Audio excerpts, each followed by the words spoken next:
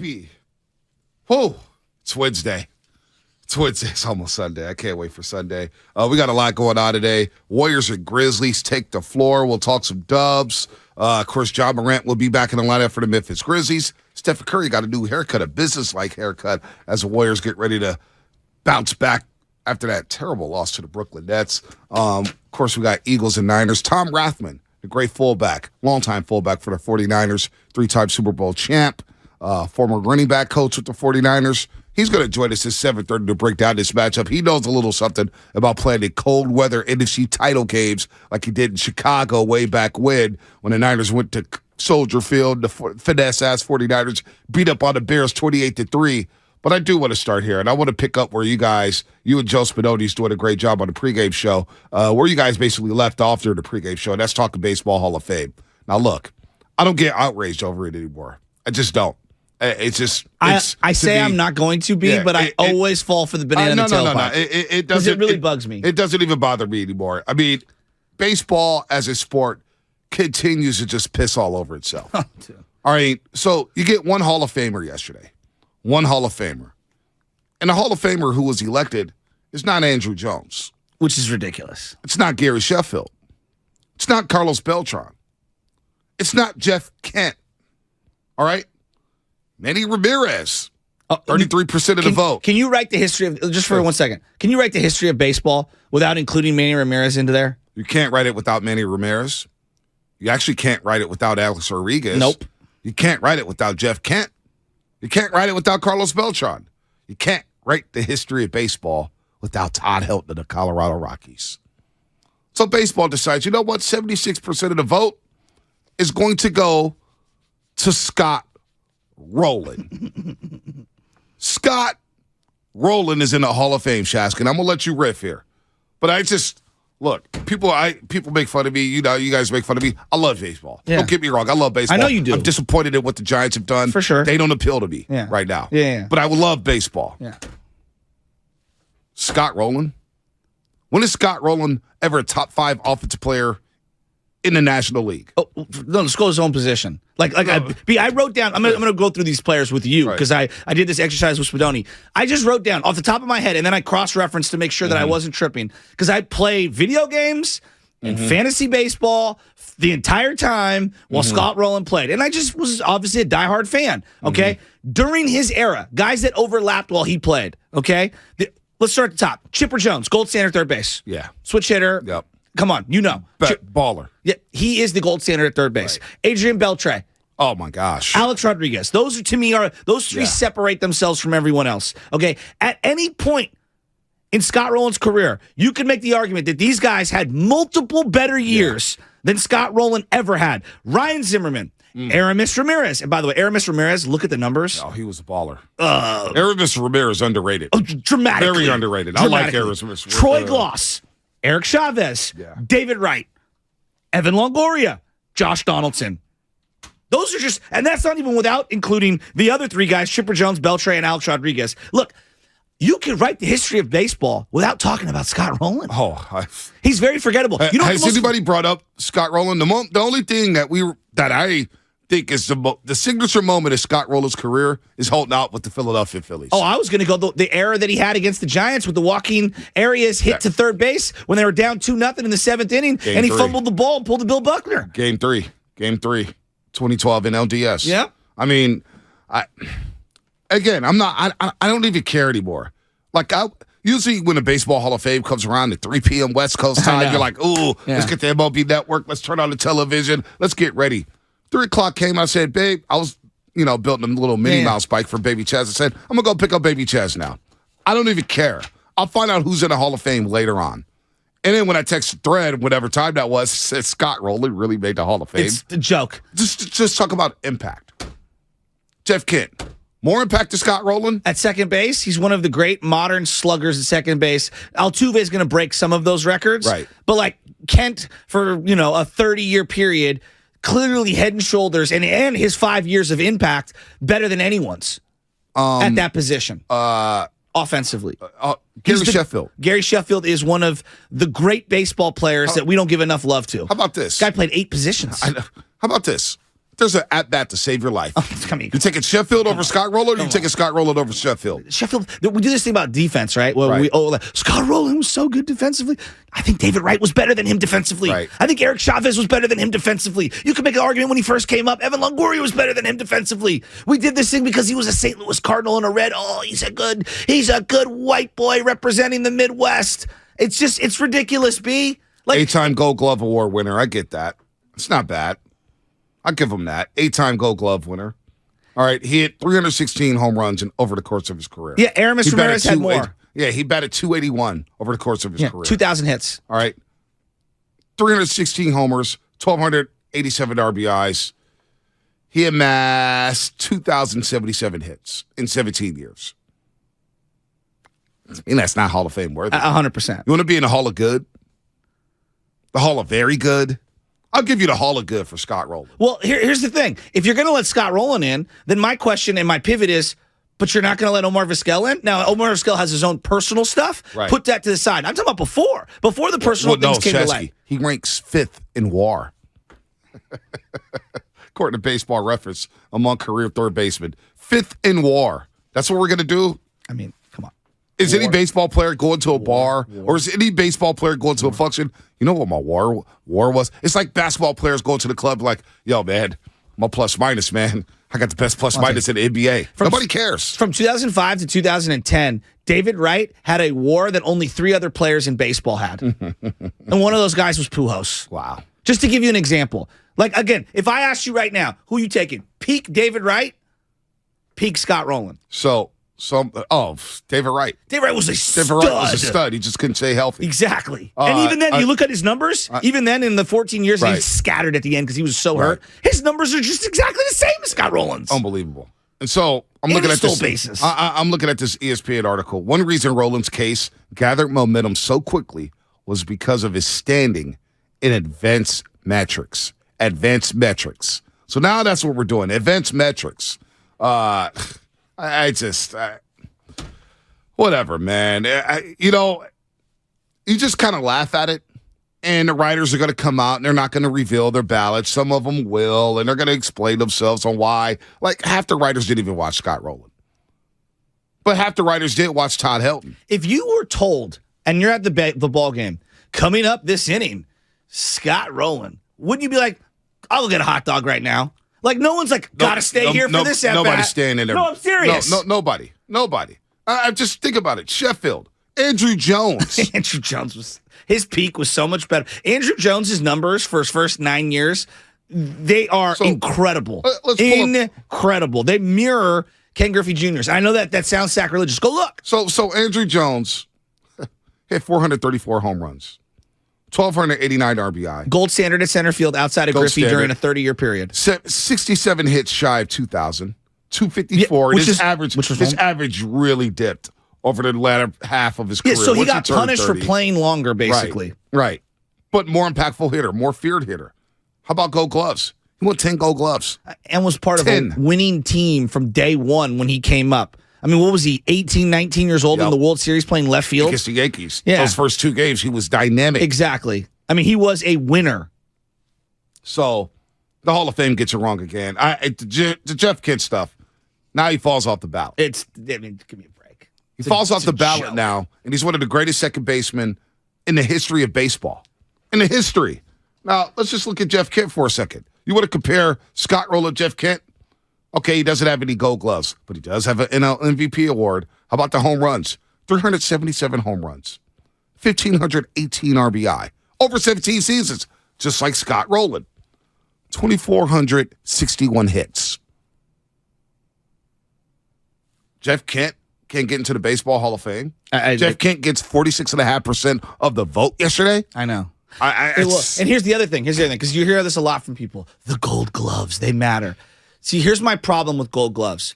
Once you get a Gold Glove, you're in the committee of you're automatically getting a Gold Glove as long as you're out there playing and you become part of that team. Right. If you look at the advanced defensive metrics, Scott Rowland was very good defensively. I'm not here to. Yeah. A-Rod was better defensively. So much better. A-Rod was better. A-Rod was so much better. It's the same thing we do with Jeter. And I have I get crushed Jeter. Jeter never won a Gold Glove till A-Rod moved over to third base. Right. Okay? And defensively, during that time, Tejada, Nomar, A-Rod, they were all better than him defensively, and obviously Omar Vizquel at shortstop. But eventually we gave it to Jeter, and then he won a couple because of who the name was. Scott Rowland got at least 2 or 3 of those Gold Gloves when he shouldn't have. Scott Rowland. And he was a great, I'm not here to deny it. He was a great defensive. But if that's what your standard is, you're going to say, well, the defense helps elevate, which I'm here for because I do believe defense is part of the game. Well, then why didn't Omar Vizquel get more votes? Because Omar Vizquel is the greatest shortstop that I've ever seen at the time defensively. This is going to piss you off. What?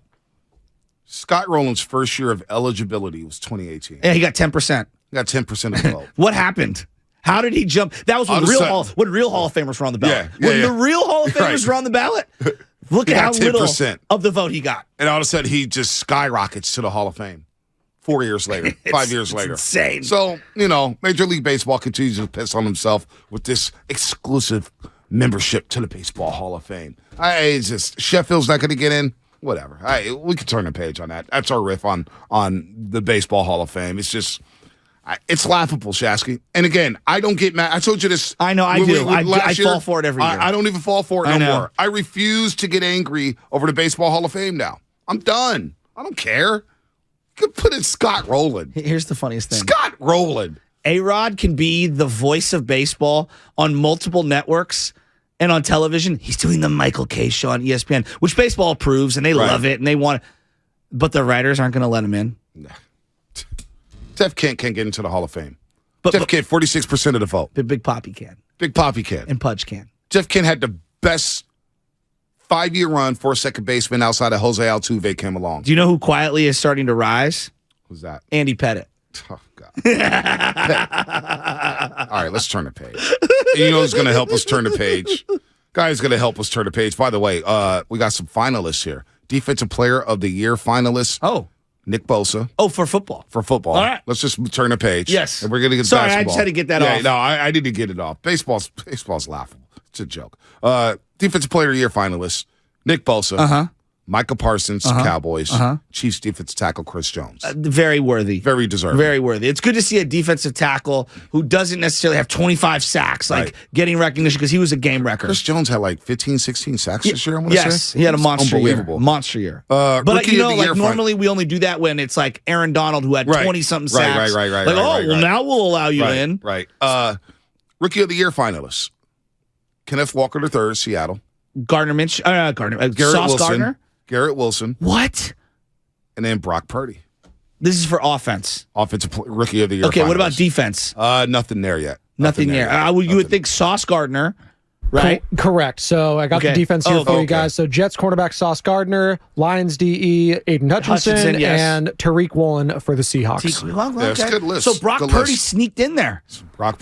More Niners, by the way. Comeback player of the year. We have, drum roll please. I just had it. I'm losing it. Christian McCaffrey. Good. Yep. We got CMC, Geno Smith. That's a really good one. And Saquon Barkley. That's a great list. So here's what I would say about Geno. Can you be comeback player of the year if you never arrived? And I'm not ripping him. I'm saying like the other two guys had great years and then got hurt and fell off. Kind of like a comeback career. Yeah, right? Yeah. Comeback career. I kind of like the Geno story though because he basically got benched. Yeah. We knew him from getting punched in the locker room. Yeah. We knew him from replacing Eli Manning in a game. Remember he was in that game at the Coliseum against the Raiders when they benched Eli Manning, Ben McAdoo. He started Geno Smith over Eli that game. And then went back to Eli. It went back to Eli. It was absurd. Marshawn had a sick run in that game. I think it was like a 70-yarder. I remember Old man Marshawn there, too. One more Niner here for you guys. Sipping Henny. AP Coach of the Year finalists. Give it to me. So we got Brian Dable of the Giants. Nick Sirianni of the Eagles. Sean McDermott of the Bills. Doug Peterson of the Jaguars. And Kyle Shanahan of the San Francisco 49ers. 5 for that one. Wow. You could give him, you could make a case for all 5 of those coaches. I wouldn't be mad with any one of them winning it. Dayball, Sirianni, Dougie P. I'm not mad at that. I don't know if Brock, what he did was outstanding. But for him to win Offensive Rookie of the Year, I'm not sure he played in enough games for me. Garrett Wilson was really good, and he had to do it with 3 different quarterbacks. Really good. He was outstanding. Garrett Wilson was a baller. And Kenneth Walker was the third one? Yep. Yeah, Kenneth Walker was outstanding, too. He changed their season. Yeah, so, I mean, as much as I want to ride for Brock Purdy, because it's an incredible story. Even Chris Olave, I thought, deserved Olave a little more really love. good. That's a Olave good was call. really good with the Good Saints, call. and they didn't have a quarterback. No, that's a good call. So let's go to Coach. He wants to talk about Steve Kerr. Steve Kerr early in the morning. Well, let's go all over the place. All right. Beat it around here on the around Morning the Roast. world. Coach, what's happening? Good morning. Hey, good morning, guys. How you doing? Good. And being an old retired guy, we have a lot of time to sit down and analyze a lot of stuff because we don't have to get up and go to work.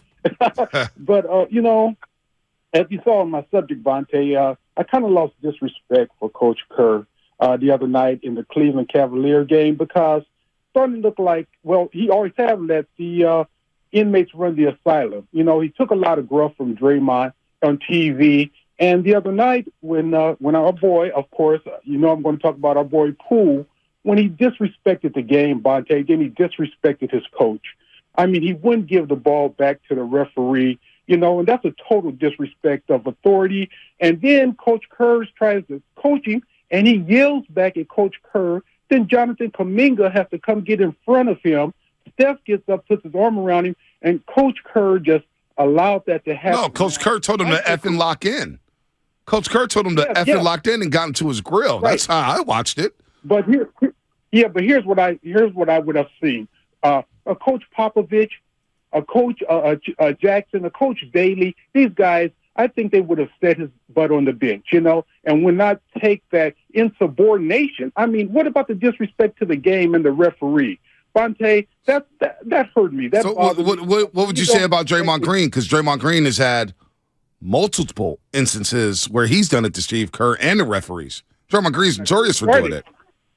Are you going to bench him down? When I first started, absolutely. You know, like I say, you can't let the inmates run the asylum. I don't. I'm a thing for authority figures. I really am. When he disrespected the NBA, I think the NBA should have fined him for not giving the ball to the referee. You can't show up referees like that. The NFL probably would kick him out. Coach. They are celebrating Ja Morant on a nightly basis, and all he does is disrespect referees and officials. That entire team, that's all they do. I mean, and Coach, let's be honest.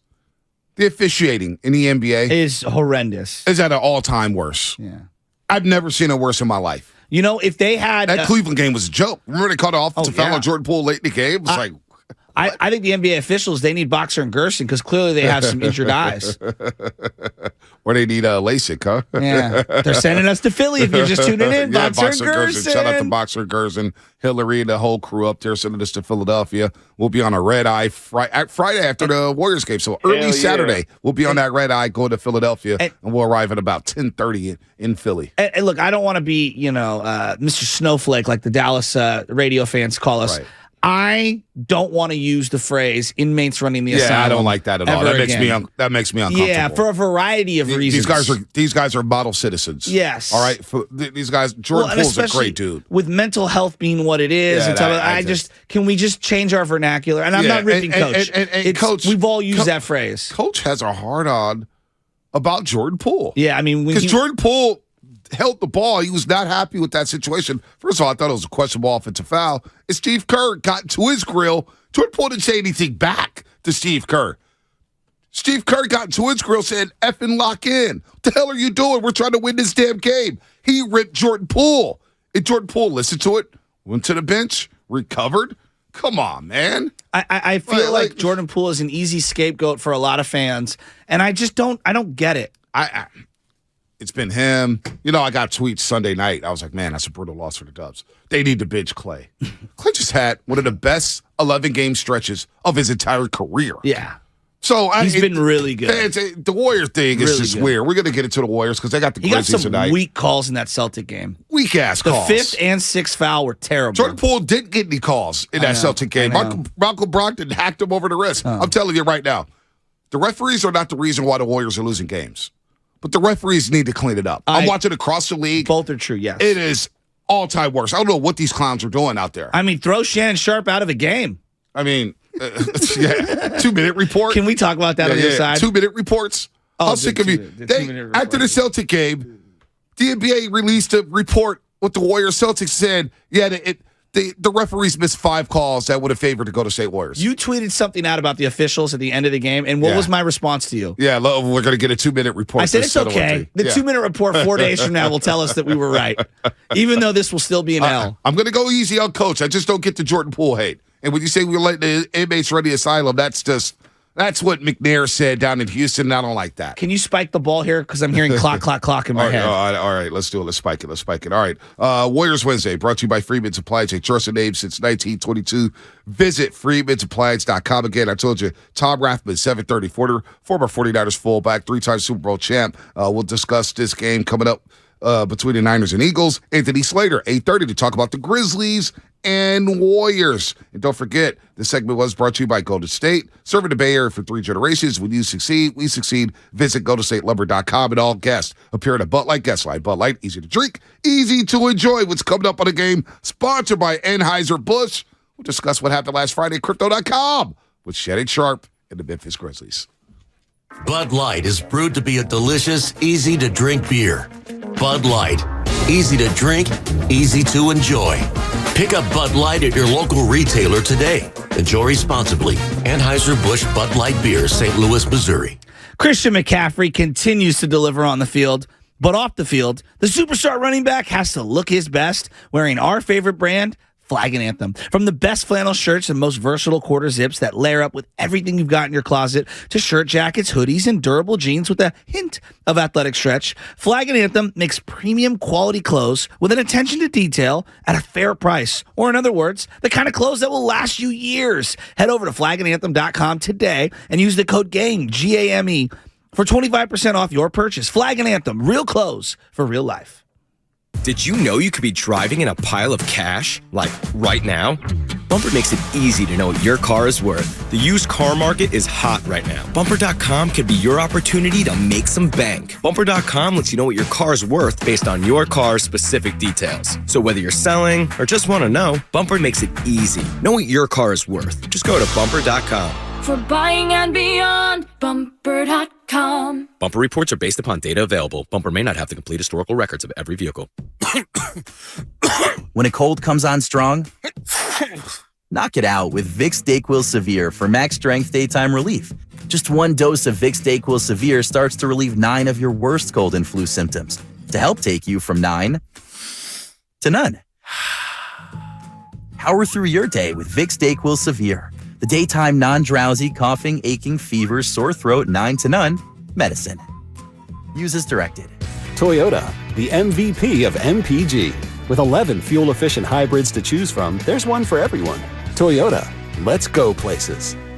Make connections that count at Evergreen Valley College and get free tuition when you enroll for 6 units or more. That's right, free tuition and no student fees this spring. EVC is an award-winning transfer college and has the 4th most diverse faculty in the country. And with EVC alum earning more money than nearly every other community college in the country, you can take classes and transfer or fast-track your career. Enroll for classes today and get free tuition for the spring. Visit evc.edu for more information and enroll for classes at evc.edu. That's evc.edu. Hi, I'm Aaron, owner of California Deluxe Windows. Ever notice? When your neighbors get new windows, there is a large black eye of broken stucco, uneven plaster, and even mismatched paint. At California Deluxe Windows, we never leave a ring around the window. Why? Because we are one of the only companies in California who custom crafts every window and door to your home's exact measurements. Almost everyone else on the radio is a distributor. They grab a window from a warehouse, break open your walls, shove it in, and patch things up. At California Deluxe Windows, we take pride in our work. Our installation technique is so precise, we do not break your stucco. Your house could be covered with potato chips, and we wouldn't crack one. Call now, and for a limited time, you get 30% off your entire order and 24 months of interest-free financing. 800-874-3600. 800-874-3600. That's 800-874-3600. California Deluxe Windows. Windows engineered for life. Certain terms and conditions apply. CSLB number 774. Thank you to all of the business owners who kept people employed during the pandemic. For all you've done, you may be eligible to claim the Employee Retention Tax Credit, a payroll tax refund from the United States Treasury Department,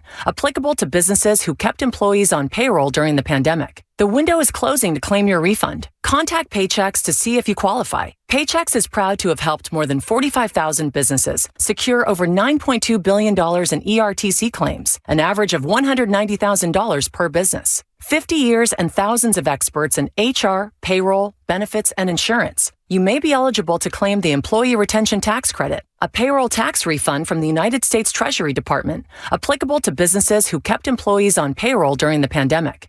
The window is closing to claim your refund. Contact Paychex to see if you qualify. Visit paychex.com/ERTC to find out how Paychex can help you get additional cash into your business. Paychex.com/ERTC. Paychex.com/ERTC. Brought to you by Stevens Creek Subaru. Custom order your next Subaru at StevensCreekSubaru.com. When people have a craving to explore new and traditional Asian cuisines, they head to P.F. Chang's, where scratch-made dishes come from the 2,000-year-old tradition of wok cooking. P.F. Chang's wanted to explore new possibilities for their website. They turned to AmericanEagle.com. AmericanEagle.com re-architected P.F. Chang's website, integrating multiple third-party systems to create a unified digital experience. The result?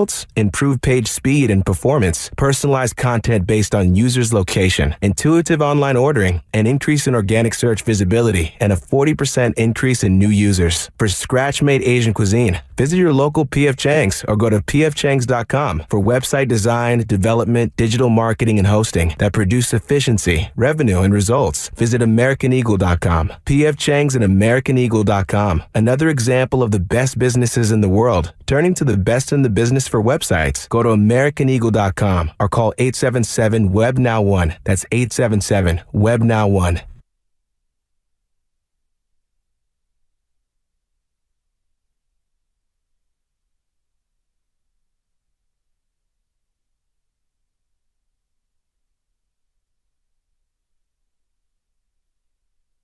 This is Steve Kerr, and you're listening to the Morning Roast on 95.7 The Game.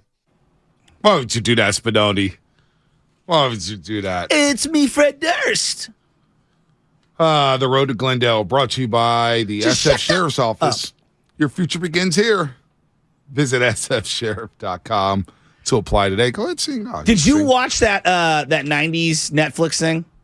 On the can you send that to me? I forgot all about it. What was it? Woodstock, right? Woodstock, was it something about Woodstock? Langford was really into it. I'm telling you this right now. Text it to me right now. Please watch it. It is a blast from the past. DMX goes out there in red overalls. Yeah. And he shut it down. Oh my God. He shut it down. And then you will have a newfound respect. What's the group that my brothers, Rage Against the Machine? They come out, and I swear to God, I forgot how many people were at this concert. Just like a sea of people moving, almost like a Reardon High School basketball game. Yep. I missed that part. I listened to it. I'm just gonna let it go by. I went to that game last night. The reason why I stopped laughing sometimes when you do the turnaround like a mic drop, I just shut up.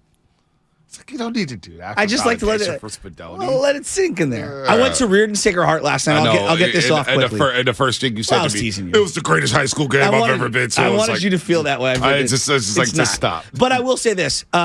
It was really special because I've heard a lot, the city's dying, just in general. Like, oh my God, everybody's leaving.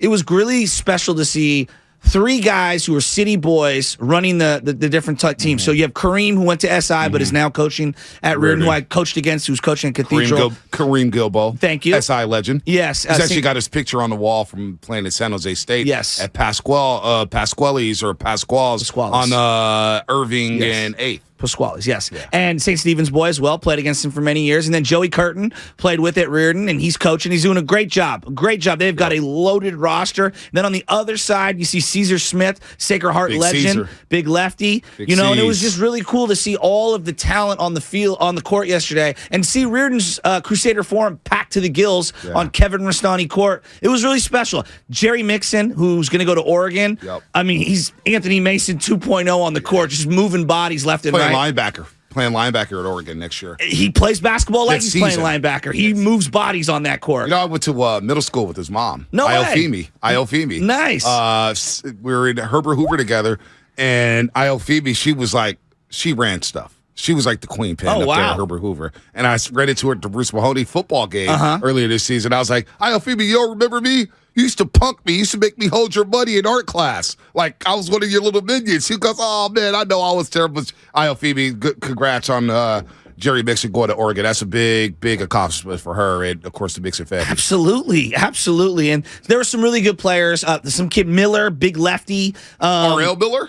For Sacred Heart? Yeah. He's going to Fresno. He's going to Fresno State. Yeah, he's for football. Great athlete. He was going to go attend Arizona State, and of course they fired Herm Edwards. Some shady stuff was happening down there. So he's going to Fresno State. So he's also a football player. Yep. Yeah. Well, he's a great athlete. You could just tell, and he's a competitor. Talking smack, and it was a high level game. They got another kid. I think it's Purnell. If I'm pronouncing the names wrong, I apologize. Kids like Kyrie can shoot, got handle, attacking the hoop. Both teams play above the rim. Here's the deal with the city. And then Reardon's got some players. Jonathan Kuminga's little brother, by the way, made an appearance in the game last night.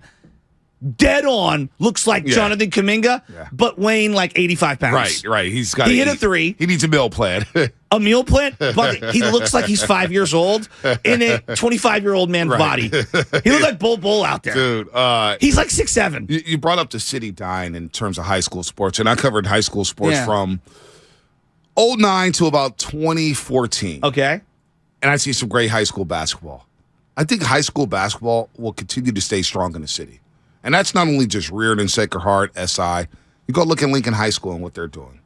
All right, Lincoln High School's been balling. And then you go to the Mission High School had a great run. Yes. With Coach Arnold Zelaya. Yeah. He's a roaster as well. Shout out to Coach Arnold over there at Mission High School. They had a great run. They're always playing in big-time tournaments. They're playing anybody, anywhere. And then you got the Bay Counties League West. And that's University, that's Luke Wilmerding, that's Urban, that's Moran Academy, and all the University is loaded. They may possibly be the best team in the city. Right outside now? of Reardon. They are loaded. Reardon's really, really good. Reardon's number one right now. They got a kid, Andrew Hillman, who's a freshman. I couldn't believe he was a freshman. They lost a kid to a prep school, Reardon. I know, the King kid, Will Hoyt. If I'm pronouncing the names wrong, so I apologize. They lost another kid to Lincoln High School as well. Well, Lincoln's got a bunch of kids from the Rebels program, and they're excellent. Lincoln's loaded. Yeah, they're excellent. Carl Jacobs. I just know what I saw with Reardon last night. They got a kid, Christian, number 22, who did one of the sickest in-game dunk attempts I've ever seen in my life. Reverse, full, like down below the legs, snap it back. I mean, this would have won a dunk contest in a game. Yeah. It was ridiculous. And then kid number 4, hell of a ball player. He's a sophomore for Reardon. Big talk. Again, I don't remember any of the names, but this freshman kid, Hillman, if he stays, there's no question that there was on that field, on that court yesterday. I don't know what sport, but you could tell 6, 7 D1 athletes at minimum on that court at any given time. Yeah, no doubt. It was unbelievable. And I just want to shout out all those guys. Well, high school hoops in the city has always been a big thing. And when you get to Bay Counties League West playoffs shout out to my guys at Stewart Hall, Coach Charlie. They're always loaded. Yeah. University's loaded. Look, Liberty does their thing. Urban and Joe Skiff coaching in the athletic department.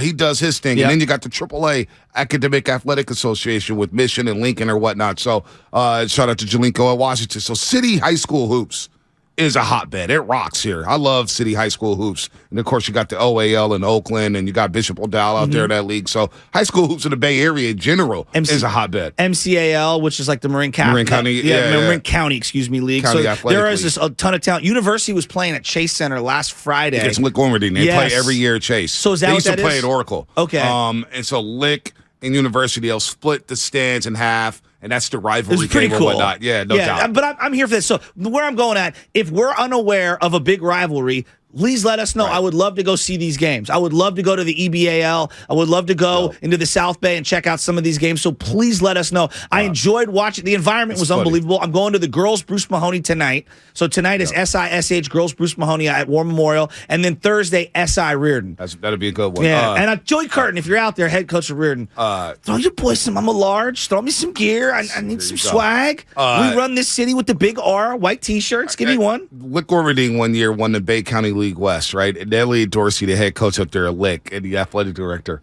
ran around the court with his arms out like this as they beat University.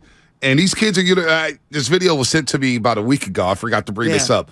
but it was Lick Liberty. They had their little camera. They interviewed me after the game. Goes, Bonte, what about our student section? Is this the best student section? And it's a young Bonte Hill, like, I got to give it to Lick Liberty, the best student section in the city. And they're all jacked up for winning the Base County League. And I was like, man, that was fun times. Covering these high school leagues, whether it's the BCL. I watched University one year. I had a kid named Noah Springwater. He ended up going to Columbia University. Going to Reardon with Coach Buck. Noah Springwater put on a show, hit a half-court shot at halftime, beat him by like 15. Wow. And University was like, we run the city. Because they were going to like Thurgood Marshall, Reardon. They were playing anybody, anywhere. So Randy Pacello is still up there at University. A lot of good high school hoops back in the day. And sounds like a lot of good high school hoops right now. But what I didn't do was go onto the court like Shannon Sharp that's good. And start fighting people. Did you see that on Friday? I did. Real quick. Steeler J in Berkeley. Steeler J in Berkeley. What's up, Steeler J? What's happening? Then we'll hit the break. Steeler J, what's happening? Hey, how's it going? Good. Good morning. How you doing? Good. I'm good. I'm good friends with, as you call him, the guru, but we call him D-Lack. But I was calling this morning. I listen to you guys every morning. I was calling to say, can you give some love to the 7A champs, Pinole Valley Spartans? Can you do that for me? Oh, yeah, absolutely. State champs. They won a state championship this year. It was a big accomplishment for PV up there. Football, yeah. They won 7A. Where NorCal really struggled. De La Salle didn't win. McClymonds lost. San Ramon Valley lost in overtime. We know what happened to Sarah against St. John Bosco.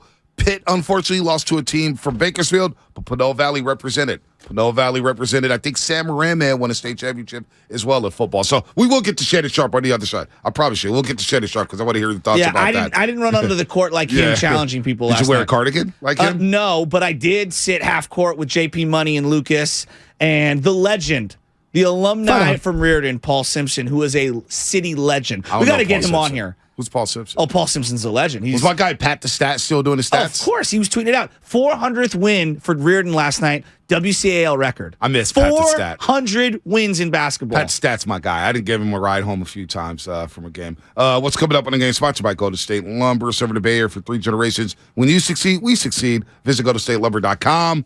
We will talk about Shannon Sharp on the other side. Then we'll get to Tom Rathman at 7:30 here on The Roast.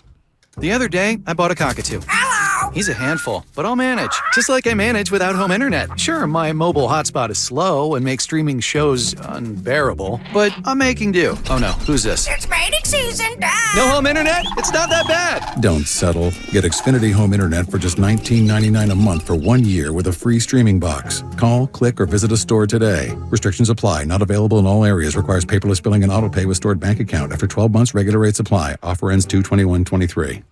As we head into a new year, Golden State Lumber and Building Materials wants to remind you that they're ready to support your next project. With locations at every corner of the Bay Area and well-stocked local inventory, they have the resources to provide you what you need when you need it. And that includes delivery to the job site anywhere in the Bay Area because they're dedicated to keep you ahead of schedule on every project. And if you're able to, do it yourself, you're invited to visit the local Golden State because they've got trained staff that can share their knowledge and direct you to the materials that you might need. Click goldenstatelumber.com for GSTV that offers educational and informative videos and spec sheets on a wide range of products. Over the last 70 years, Golden State has grown to include an incredible team of dependable partners and specialists. They've got you covered. Family owned for 3 generations. Golden State, when you succeed, we succeed.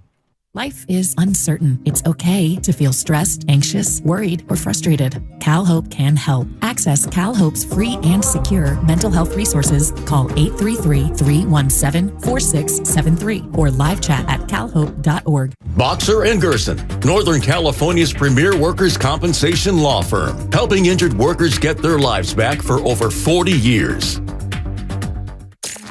Now, it's time for the Closer of the Week, presented by LiftMaster and RNS Doors. Turn your garage into the envy of the neighborhood. Visit rsdoors.com. The Closer of the Week is Fred Warner Jr., who had a big pick and ultimately wrecked the Cowboys. Prescott, it is picked off by Fred Warner. Recently, my garage door opener was not working. I was in need of a closer. I was put in touch with R&S Doors, and they hooked me up with a brand new garage door opener from LiftMaster. With LiftMaster's MyQ connectivity, my garage door opener can be controlled right from my smartphone. You'll know when a door or gate has been left open and can close it with a tap, no matter where I am. Be one of the first 10 callers and receive 20% off a LiftMaster garage door opener when you purchase a premium garage door. Call 1-800-FIX-A-DOOR. That's 800-FIX-A-DOOR. Or visit rsdoors.com. R&S Doors. Look for the red truck. Hey Niner fans, George Kittle here with a pro tip for making the best play on your eyewear. Visit Zenni.com, the official eyewear of the 49ers. Zenni has changed the game for you, finally making prescription glasses affordable for everyone. At Zenni, you can find over 3,000 frames with unbelievable prices. Look for the Kittles collection so you can rock our styles every day too. So visit Zenni.com, start shopping from home using their virtual try-on, and change your eyewear game forever. Kirby is your driveway mechanic. They bring the shop to you with brake replacements, oil changes, washes, and so much more. Get $50 off your first oil change with code OIL50 at Kirby.com. That's CURBEE.com and use code OIL50. Every small business owner knows business happens everywhere. The office, the warehouse, or on the road. And no matter where it takes you, there's one solution to help your business thrive. Comcast Business Complete Connectivity. It's the largest, fastest, reliable network with advanced gig speed Wi-Fi and cyber threat protection in one solution. Get started for just $49.99 a month. Plus, add Comcast Business Mobile and you can save up to 60% a year on your wireless bill. And ask how to get up to a $750 prepaid card. Flight 291 is now aboard. Yep, you're going places. And when you get there, be ready to do business. The complete connectivity solution from the company that powers more small businesses than any other provider. Comcast Business, powering possibilities. Ends 2/21/2023. Restrictions apply. Requires EcoBill and AutoPay. New 50 megabits per second internet and Comcast Business Security Edge customers only. Equipment taxes and fees extra. After 12 months, regular rates apply. Gig internet required for gig Wi-Fi. Mobile Savings compares pricing of top 3 carriers. Meet Joe A, Hi. Joe B, Hello. and Joe C. What's up? 3 everyday Joes perfecting their banking with Chase. Joe A is locking his lost debit card with the Chase mobile app. Joe B is cruising toward his new ride with AutoSave. And Joe C's Chase banker is helping him budget to go back to school. Tools that help protect, support for what's next. One bank that puts you in control. Visit chase.com/checking. Chase, make more of what's yours. Chase mobile app is available for select mobile devices. Messaging and data rates may apply. JP Morgan Chase Bank, N.A. member FDIC. Get in zone, AutoZone. Welcome to AutoZone. Thinking about gas mileage? If your check engine light is on, it may be affecting your MPGs, but the free AutoZone Fix Finder service can help. With the most complete free warning light report backed by technician-verified fixes, you'll know what's affecting your gas mileage and more, and you don't have to drive too far to find the fix. The free AutoZone Fix Finder service is available at all 6,200 stores. Get in zone, AutoZone. See details at AutoZone.com. Hey, it's Boomer Esiason, and we all know the game isn't over till it's over. So next time you need parts for your car, don't call it quits. Go to eBay Motors. They have 122 million parts to take your car into overtime. Get the right parts at the right prices. ebaymotors.com. Let's ride.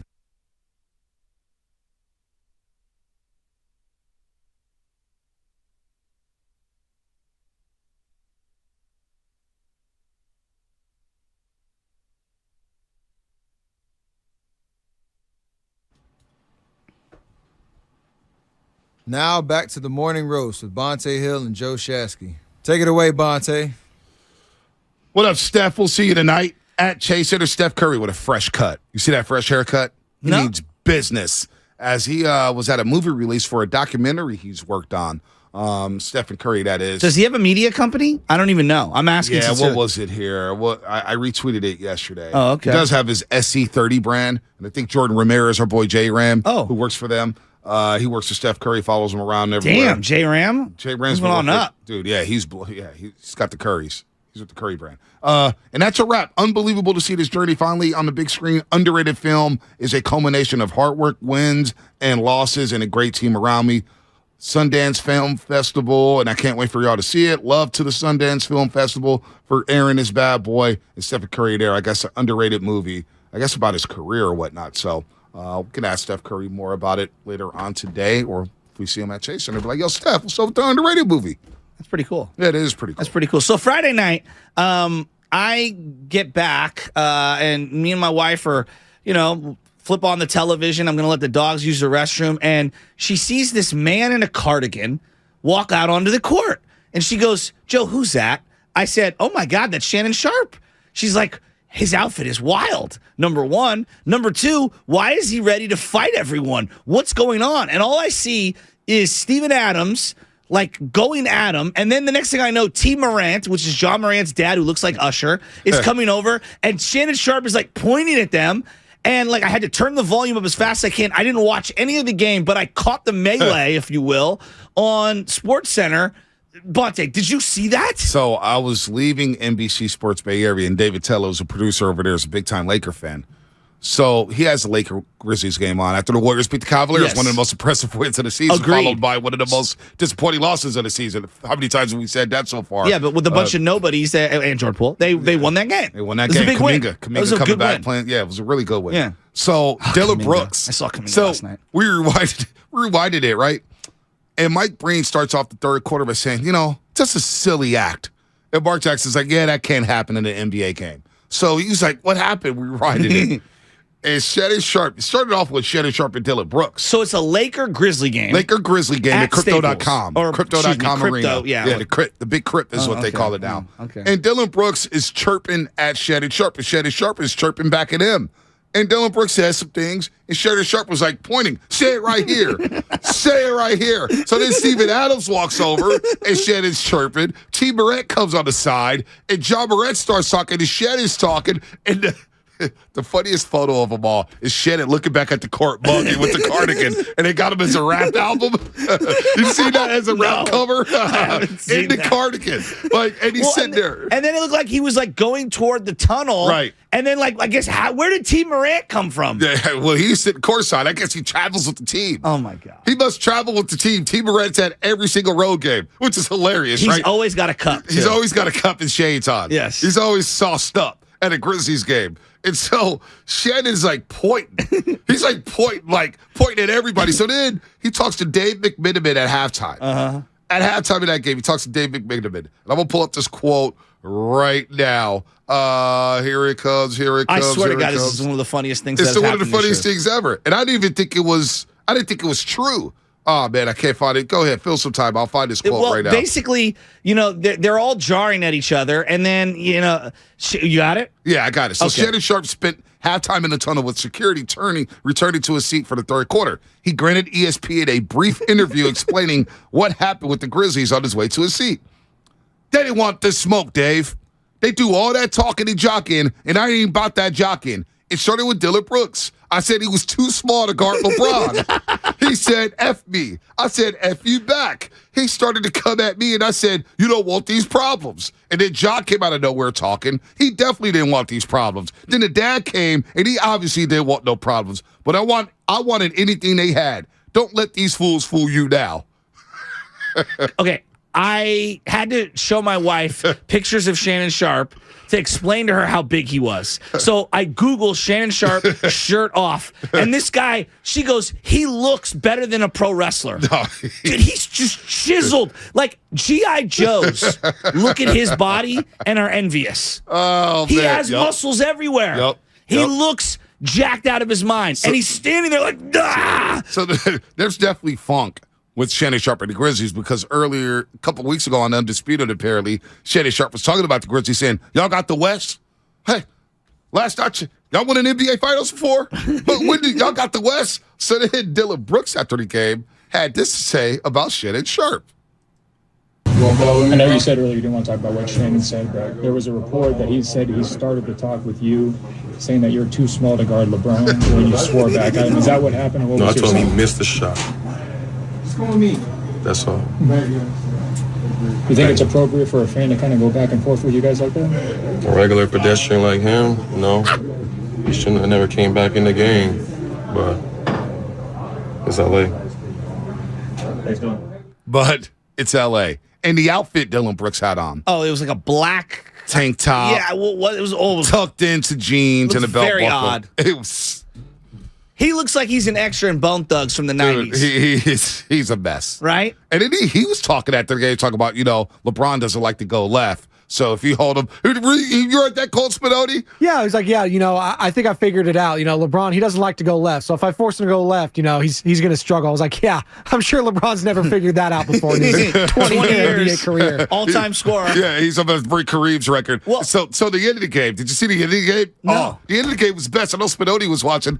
Desmond Bain, the Lakers come all the way back. Okay. They were down, I think, 11 in the fourth quarter, something like that. They come all the way back, and Anders like, you come into bed. I was like, I got to finish this game. I was like, I got to ride this one out, right? It's the Grizzlies on the 11-game winning streak, and they get their winning streak snapped, right? They've lost 3 in a row, by the way, coming into Chase Center tonight. So Desmond Bain, all of a sudden, he gets stripped by Schroeder. He goes in for the and one. Boom. Lakers got the lead. Grizzlies come down, set up a 3. Desmond Bain steps out of bounds right in front of Shannon Sharp. Shannon Sharp gets up out of his seat, and he's looking at the roof, and he goes, pointing at the sideline, out of bounds, out of bounds, out of bounds. And then he looks at the court like this. And then, of course, LeBron James goes over to hug him after the game, and LeBron's like, yeah, I got Shannon's back 365 days a year, 366 days in a leap year, 24/7. Wow. I mean. Okay, now Shannon, if I did what Shannon did, I would be persona non grata, right? Yes, they'd throw me out of here. Oh, you'd be done. But I'm here for all of this. Like, honestly, I want more of this kind of stuff. Well, he apologized after the game. This was maybe the best regular season game in the NBA thus far. But it's always with the Grizzlies, right? Yeah. They're like these frauds, these fake gangsters. Like, John wants to be, like, John's tweeting, like, yo, you want to see how these hollow tips feel? Face John Morant, they're trying to make you the face of the league, face dude. The league. And y'all here trying to act like a thug when you grew up with a basketball court in your backyard. Like, stop. Stop. And T. Morant, he didn't want no smoke. So then T. Morant and Shannon Sharp hugged it out at the third quarter. They became cool. It's just a lot going on. How many people bought that cardigan that Shannon Sharp was wearing? How many people can afford that it's like cardigan? $3,500. No, it is not. Because Greg Lauren is the person that has it. It looked like one of those blankets that your great grandmother sewn way back in the day, right. Didn't it? No, it looked like pretty a quilt. It looked pretty damn good. That was swaggy. And he apologized to us actually. If I wore that sweater, well, you can't wear it. I can. One of my point. I can. Yeah, I can pull that off. If you wore that sweater, we would destroy you. People would be like, "Wow." No, they would not. No, they'd say wow. That's for sure. They say wow, and they'd be like, Spinoni. "See, you guys don't know fashion. That was next level fashion, right?" Yeah, but you have to also know your limits. Yeah, I mean, you got to be chiseled. I mean, yeah, out of granite. I know. I mean, so I probably couldn't pull that off. I mean, if we were going best bods in the world, like 40 and over, he's on the short list. Yeah, in the world, he's chiseled. I mean The Rock ripped. doesn't even have a body like him. Yeah, he's ripped. He's ripped. He's a Hall of Famer. So he apologized to the Grizzlies. I just had to laugh a little midweek. I know we were getting ready for the Eagles and Niners. Right. I know we got Grizzlies and Warriors tonight. He was just telling Dillon Brooks, come over here and say that. Come over here. Like he's all into LeBron James and the LA Lakers sitting courtside now. All about it. And then when Desmond Bain stepped out of bounds, less than 10 seconds left, he's pointing at the sideline, out of bounds. And he's doing this. It's unbelievable, man. Oh, that was dope. I'm here hilarious. for more of this. I don't know, man. I don't take my sports that serious, especially when it's the Lakers. I mean, it was WWE. It was hilarious. We can laugh a little. It's okay to laugh a little. It was hilarious. It was definitely Who's WWE. most likely at 95.7 The Game? Who of all the people that work here, behind and in front of the scenes, who's the most likely to do that? What Shannon Daryl did? Guru Johnson. No, who wouldn't do that? Who was storming the courts from his son's high school basketball games? He's storming the court with him. All right. Like the two guys after Hank Aaron hit the home run. He's running around the bases with them. Guru got kicked out of a JV game. What? Yeah, so it's JV game back in the day. He got kicked out of the game, berating the referees. Anyway, you're listening to 95.7 The Game.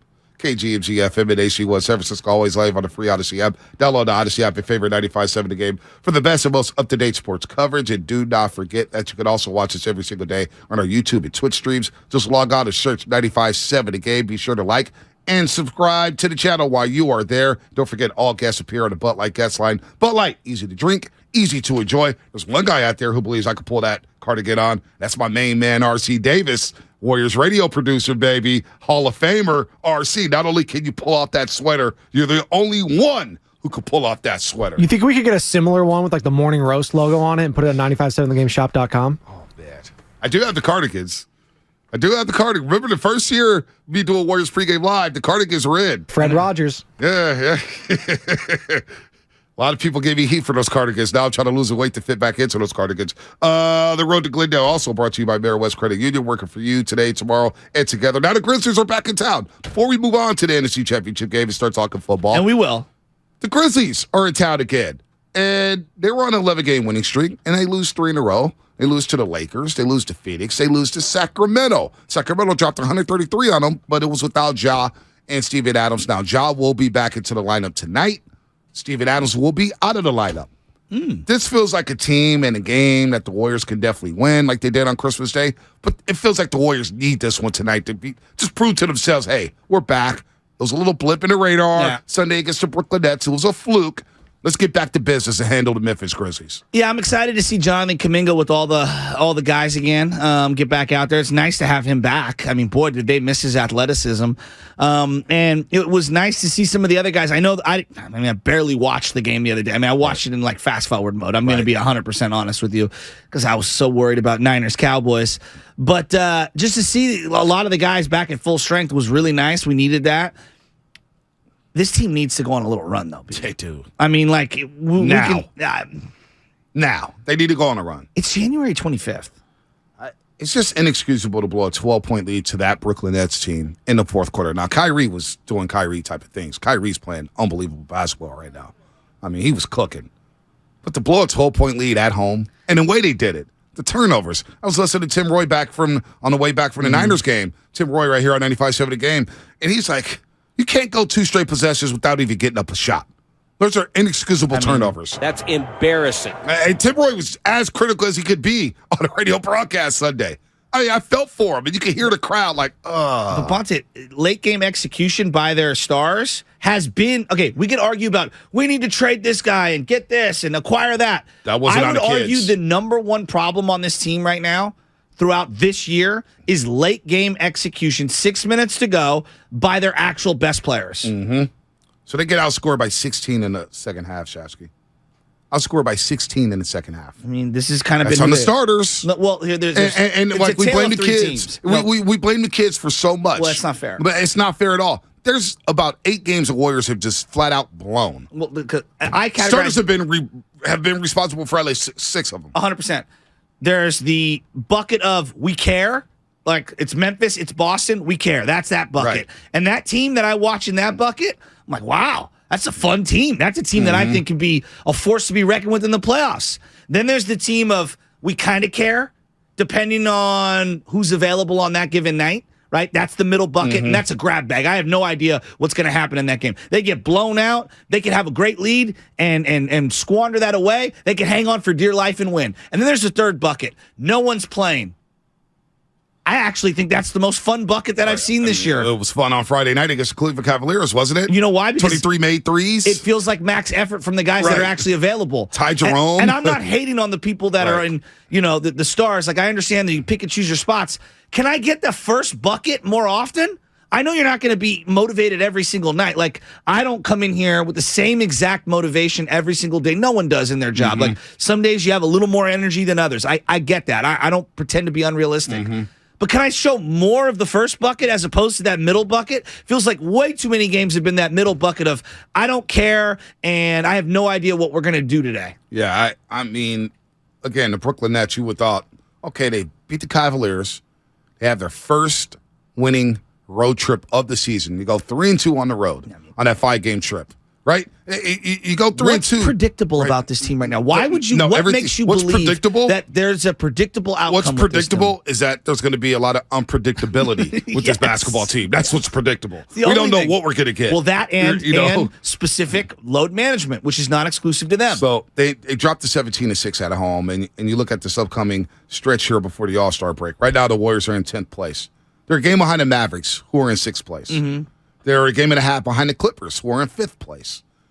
They're 2.5 games behind the Pelicans, who are in 4th place. So, look, they go on a little run here. They'll be back in 5th, 6th, and everybody will forget about what's happened the previous 48 games. However, you look at this next stretch of games. Grizzlies tonight. Toronto Friday. And everybody's desperate at Toronto because everybody's trying to get traded, so they're showcasing, trying to put their best film out there, right? Like, you know what I'm saying? Well, the NBA regular season is so bad this year. So not only that, Oklahoma City Monday. And Oklahoma City quietly playing some damn good basketball. Then you go to Minnesota. Then you go to Denver. Then you come back home. You play Dallas. You got OKC again, at Portland, and the Lakers, Washington, and the Clippers before the All-Star break. Can you just, can you go on a run? Can you go 7-4? That's a run now. I mean, for this team, yes. 11 games right there. Can you go 7-4 before the break? I mean, I guess. You'll be 2 games over 500 by the time you go into the All-Star break. How many of those games are they going to rest some combination of their top 3 players? There's 2 back-to-backs. Well, then, okay, so there's 2 losses baked in. So you need to go 7-2. So I mean, do you see where I'm going? But listen, hold on. Do you see where I'm going? You're smiling, but you know where it's Minnesota. That's ridiculous. Listen, you got Minnesota and you got ridiculous. Denver in a back-to-back. So you already know guys aren't playing in the altitude. So the Denver game is probably going to be an L. And then the last game before the break, you're playing the Clippers after playing Washington. It's probably an L there. COVID gave the NBA a perfect opportunity to reconfigure everything. And it gave them an opportunity to re-envision their entire outlook on their regular season, their calendar throughout the year. Mm-hmm. And they chose to go with the old format, which I'm sure in their projections of how they make money, I'm sure that makes total sense on a spreadsheet. I'm telling you, the consumer is rejecting this product. And the regular season, unfortunately, because I love basketball. I went to a freaking basketball game last night. I'm going to a game tonight in high school basketball. This is doing the consumer wrong. And I know that there's a financial component, and the teams are doing what they need to do to put themselves in the proper position to win championships. They don't care about the regular season. So I don't know. What I'm saying is we're reaching an inflection point. Something's got to change. So we had a segment on Warriors Pregame Live Friday with Chris Mullen. And we talk about the schedule a lot. And I'm not disagreeing with you at all. I thought it was the perfect chance to reset the calendar and start around Christmas, because then you don't go head up with the NFL. At all. You do it in January, but, obviously the playoffs on the weekends, you have the bulk of your games during the week, Monday through Friday. The weekends, maybe you have a couple games here, a couple games there. Kind of figured it out. And I've always wanted the Premier League format with the NBA. Yes. Especially over the last 5 years. Yeah. Where you just get one table. Yeah. All right, you get one table. East, West, doesn't matter. One freaking table, and the table is basically the standings, and you get points. You win a game, you get 3 points. You lose a game, you get no points. It's perfect. I think it's perfect. 1 through 16 playoffs, no matter if you're East Coast, West Coast, all one playoff format. But with that reset of the calendar around Christmas time, which is always the unofficial start to the NBA, in my opinion, you play 12 games a month. 12 games a month. That's 3 games a week. Everybody plays 3 games a week. No back-to-backs. You do that for 6 months, right? And then all of a sudden you're in June. And you're going into July. Basketball's the perfect summer sport because people have checked out of baseball, right? In the summertime, a lot of people don't watch baseball, man. You want to talk about the NBA regular season? You can watch. People will love to watch the playoffs in the summer. And because of these things that I'm holding in my hand, which is an iPhone, you can stream anywhere, any place, anytime that you want. Exactly. I don't care where you are. How fun was that Suns-Bucks NBA Finals in the summertime? It was amazing. I was in Tahoe, and the bar was packed watching that game. It was amazing. It was game 5 when Giannis went crazy. He had the great block on the Ayton. Yeah. Amazing game. If you had the NBA go until early August. I mean, the Olympics are in August, and we have no problem with it, and they rate well. Nobody cares about the Olympics. They did until recently. No, but you know what I'm saying. Yeah. Like, for the and it's casual every 4 consumer. years. Yeah, for a casual consumer. No, again, this is why they're trying to build in some stupid regular season tournament, which we all know is dumb. That's dumb. And Steve Kerr echoed it the other day where he was like, hey, we need to do a 72-game season. Yep. Like, 72 is still too many. It's 60. 60 is the sweet spot, and you build more playoffs. I think 66 maybe. 60 could work if you play every team twice, home and away.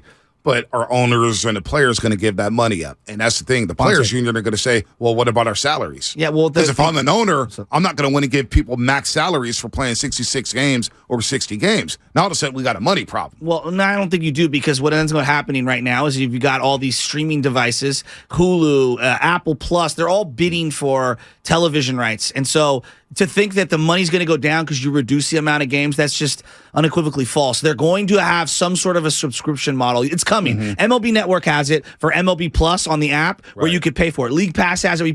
It's going to go to a subscription model at some point. Right now, what is the NFL? Bonte, I don't know do you have Apple Plus? I do. Okay. Do you get the notification like I do? Baseball. Close game, fourth quarter. I get it all the time. Bills, Dolphins. Yep. Do you want to tap in? Like, that's coming to the NBA. It's coming. And here's the funny thing. You're talking about, the players don't want to lose any money. ESPN, ABC, TNT is telling the NBA, we actually don't want the same amount of games that we have vied for before because we're not getting the same kind of eyeballs. Yeah. You're going to pay twice as much for half as many games. That's how it's working now. Maybe, but you got to jump through a lot of hurdles, though, and I don't think people understand that. The players will not give up their money. Well, and the players' union is not going to buy that. The owners are not going to buy that. There's a gate revenue aspect that is a whole separate conversation. But in terms of the amount of pie that's coming out, Bonte, the number's going up because of television rights. No doubt. Well, that's basketball talk. We got Warriors-Grizzlies today. Warriors-Grizzlies. I'm enjoying some of the regular season, but it has been kind of ho-hum because of low management. It's been one of the worst regular seasons you I don't can know remember. You don't know who's playing. You don't know who's in. You don't know who's out. I mean, they've got to do something about that. Tyrese Halliburton's like 23. He's load managed like 9 games. I'm like, what? Yeah. Going to be ugly. We're going to talk to Anthony Slater, and he just actually, we're going to talk to him at 8:30. He wrote a great piece alongside Marcus Thompson and Sam Amick about why the Warriors are in danger of losing Bob Myers. There's a story out right now, so that's going to be some interesting content when we get to Anthony Slater at 8:30. But next, let's talk some NFC Championship. Let's talk some football. It's Eagles-Niners week. You guys know what it is. Set the tone yesterday. It's war. Can't stand the damn Eagles. Can't stand their fan base. Can't stand their station. WIP 94 pissed me off yesterday. My best friend's actually pissed me off because he's texting me and he's talking everywhere. Let's get into Eagles-Niners. Tom Rathman coming up at 7:30. That's all brought to you by Goldstein. It's brought to you by Robert Goldstein in the law offices and the road to Glendale. Brought to you by SF Sheriff's Office. Your future begins here. Visit sfsheriff.com to apply today. Bay Area, it's your boy Shasky, and me and Bonte, we are flying out to Philadelphia, and you better get ready, because I'm about to ring that Liberty Bell like the 49ers are this Sunday, and it's all because of our friends at Boxer & Gerson. Without them, we ain't flying, Eagles flying to Philadelphia. Boxer & Gerson, Northern California's premier workers' compensation law firm, helping injured workers get their lives back for over 40 years. Back-to-back, Drake. Christian McCaffrey continues to deliver on the field, but off the field, the superstar running back has to look his best, and he's wearing our favorite brand, flag, and anthem. From the best flannel shirts and most versatile quarter zips that got you layered up with everything you've got in your closet, to shirt jackets, hoodies, and durable jeans with a hint of athletic stretch. Flag and Anthem provides premium quality clothes with an attention to detail at a fair price. Or in other words, the kind of clothes that will last you years. Head over to flagandanthem.com today and use the code GAME, G-A-M-E, for 25% off your purchase. Flag and Anthem, real clothes for real life. So, the other day, I bought an extremely chatty... Boring story time! Make that an extremely catty cockatoo. You're welcome! Apparently, the pet store won't take it back. But, hey, I'll manage. I love that for you! Just like I manage without home internet. No, you don't! Sure, my mobile hotspot is slow and makes streaming shows unbearable. Aw, Bertie likes to stream! But I'm making do. Oh no, who's this? My lady friend! It's mating season, duh! No home internet? It's not that bad. No, not there. It is that bad. Don't settle. Get Xfinity Home Internet for just $19.99 a month for 1 year with a free streaming box. Call, click, or visit a store today. Restrictions apply. Not available in all areas. Requires paperless billing and auto pay with stored bank account. After 12 months, regular rates apply. Offer ends 2/21/23. This is the final week of the Manufacturers RV Show. See hundreds of RVs from dealers all over the West Coast.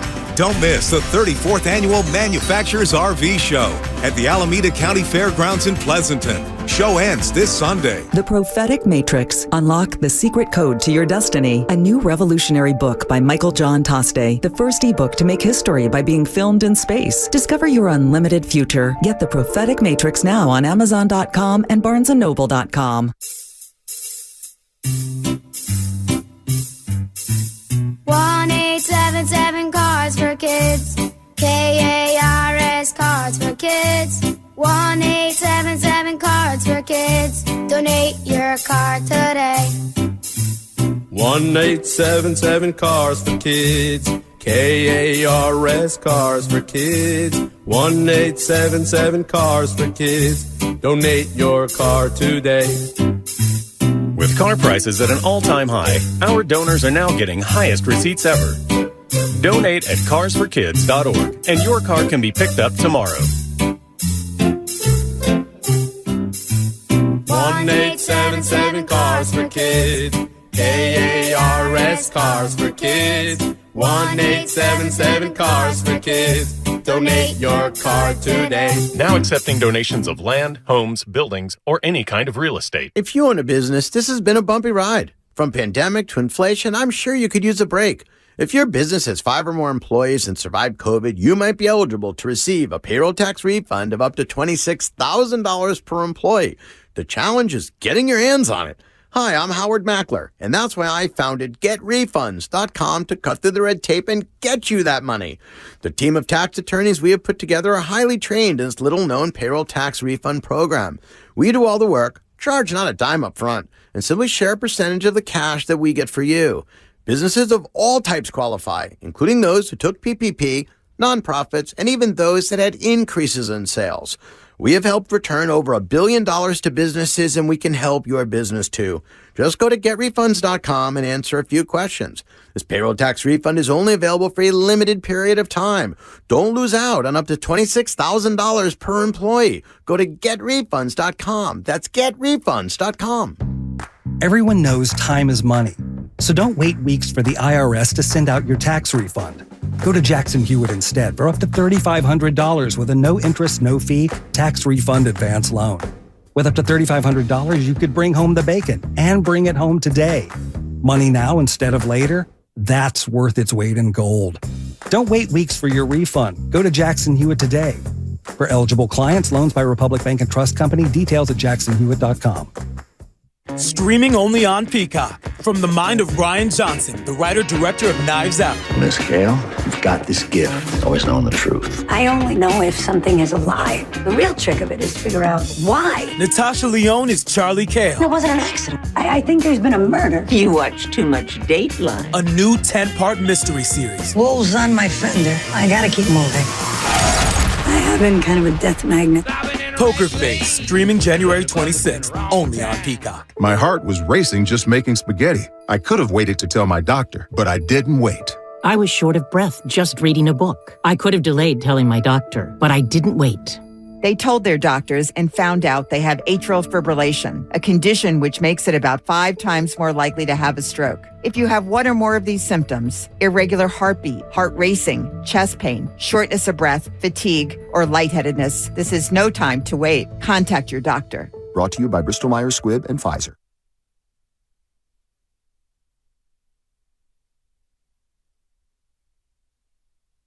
Come on, man. You got Larry June in the building. You listen to the Morning Roast, and we're doing numbers, man. Good job, Morning Roast. Sock it to me. Hey. Yee! Segment is sponsored by the law offices of Robert Goldstein. If you have IRS or state tax problems and don't know what to do, contact the law offices of Robert Goldstein because resolving tax problems is all that they do. Call 1-888-TAX-EXIT. 888-TAX-EXIT.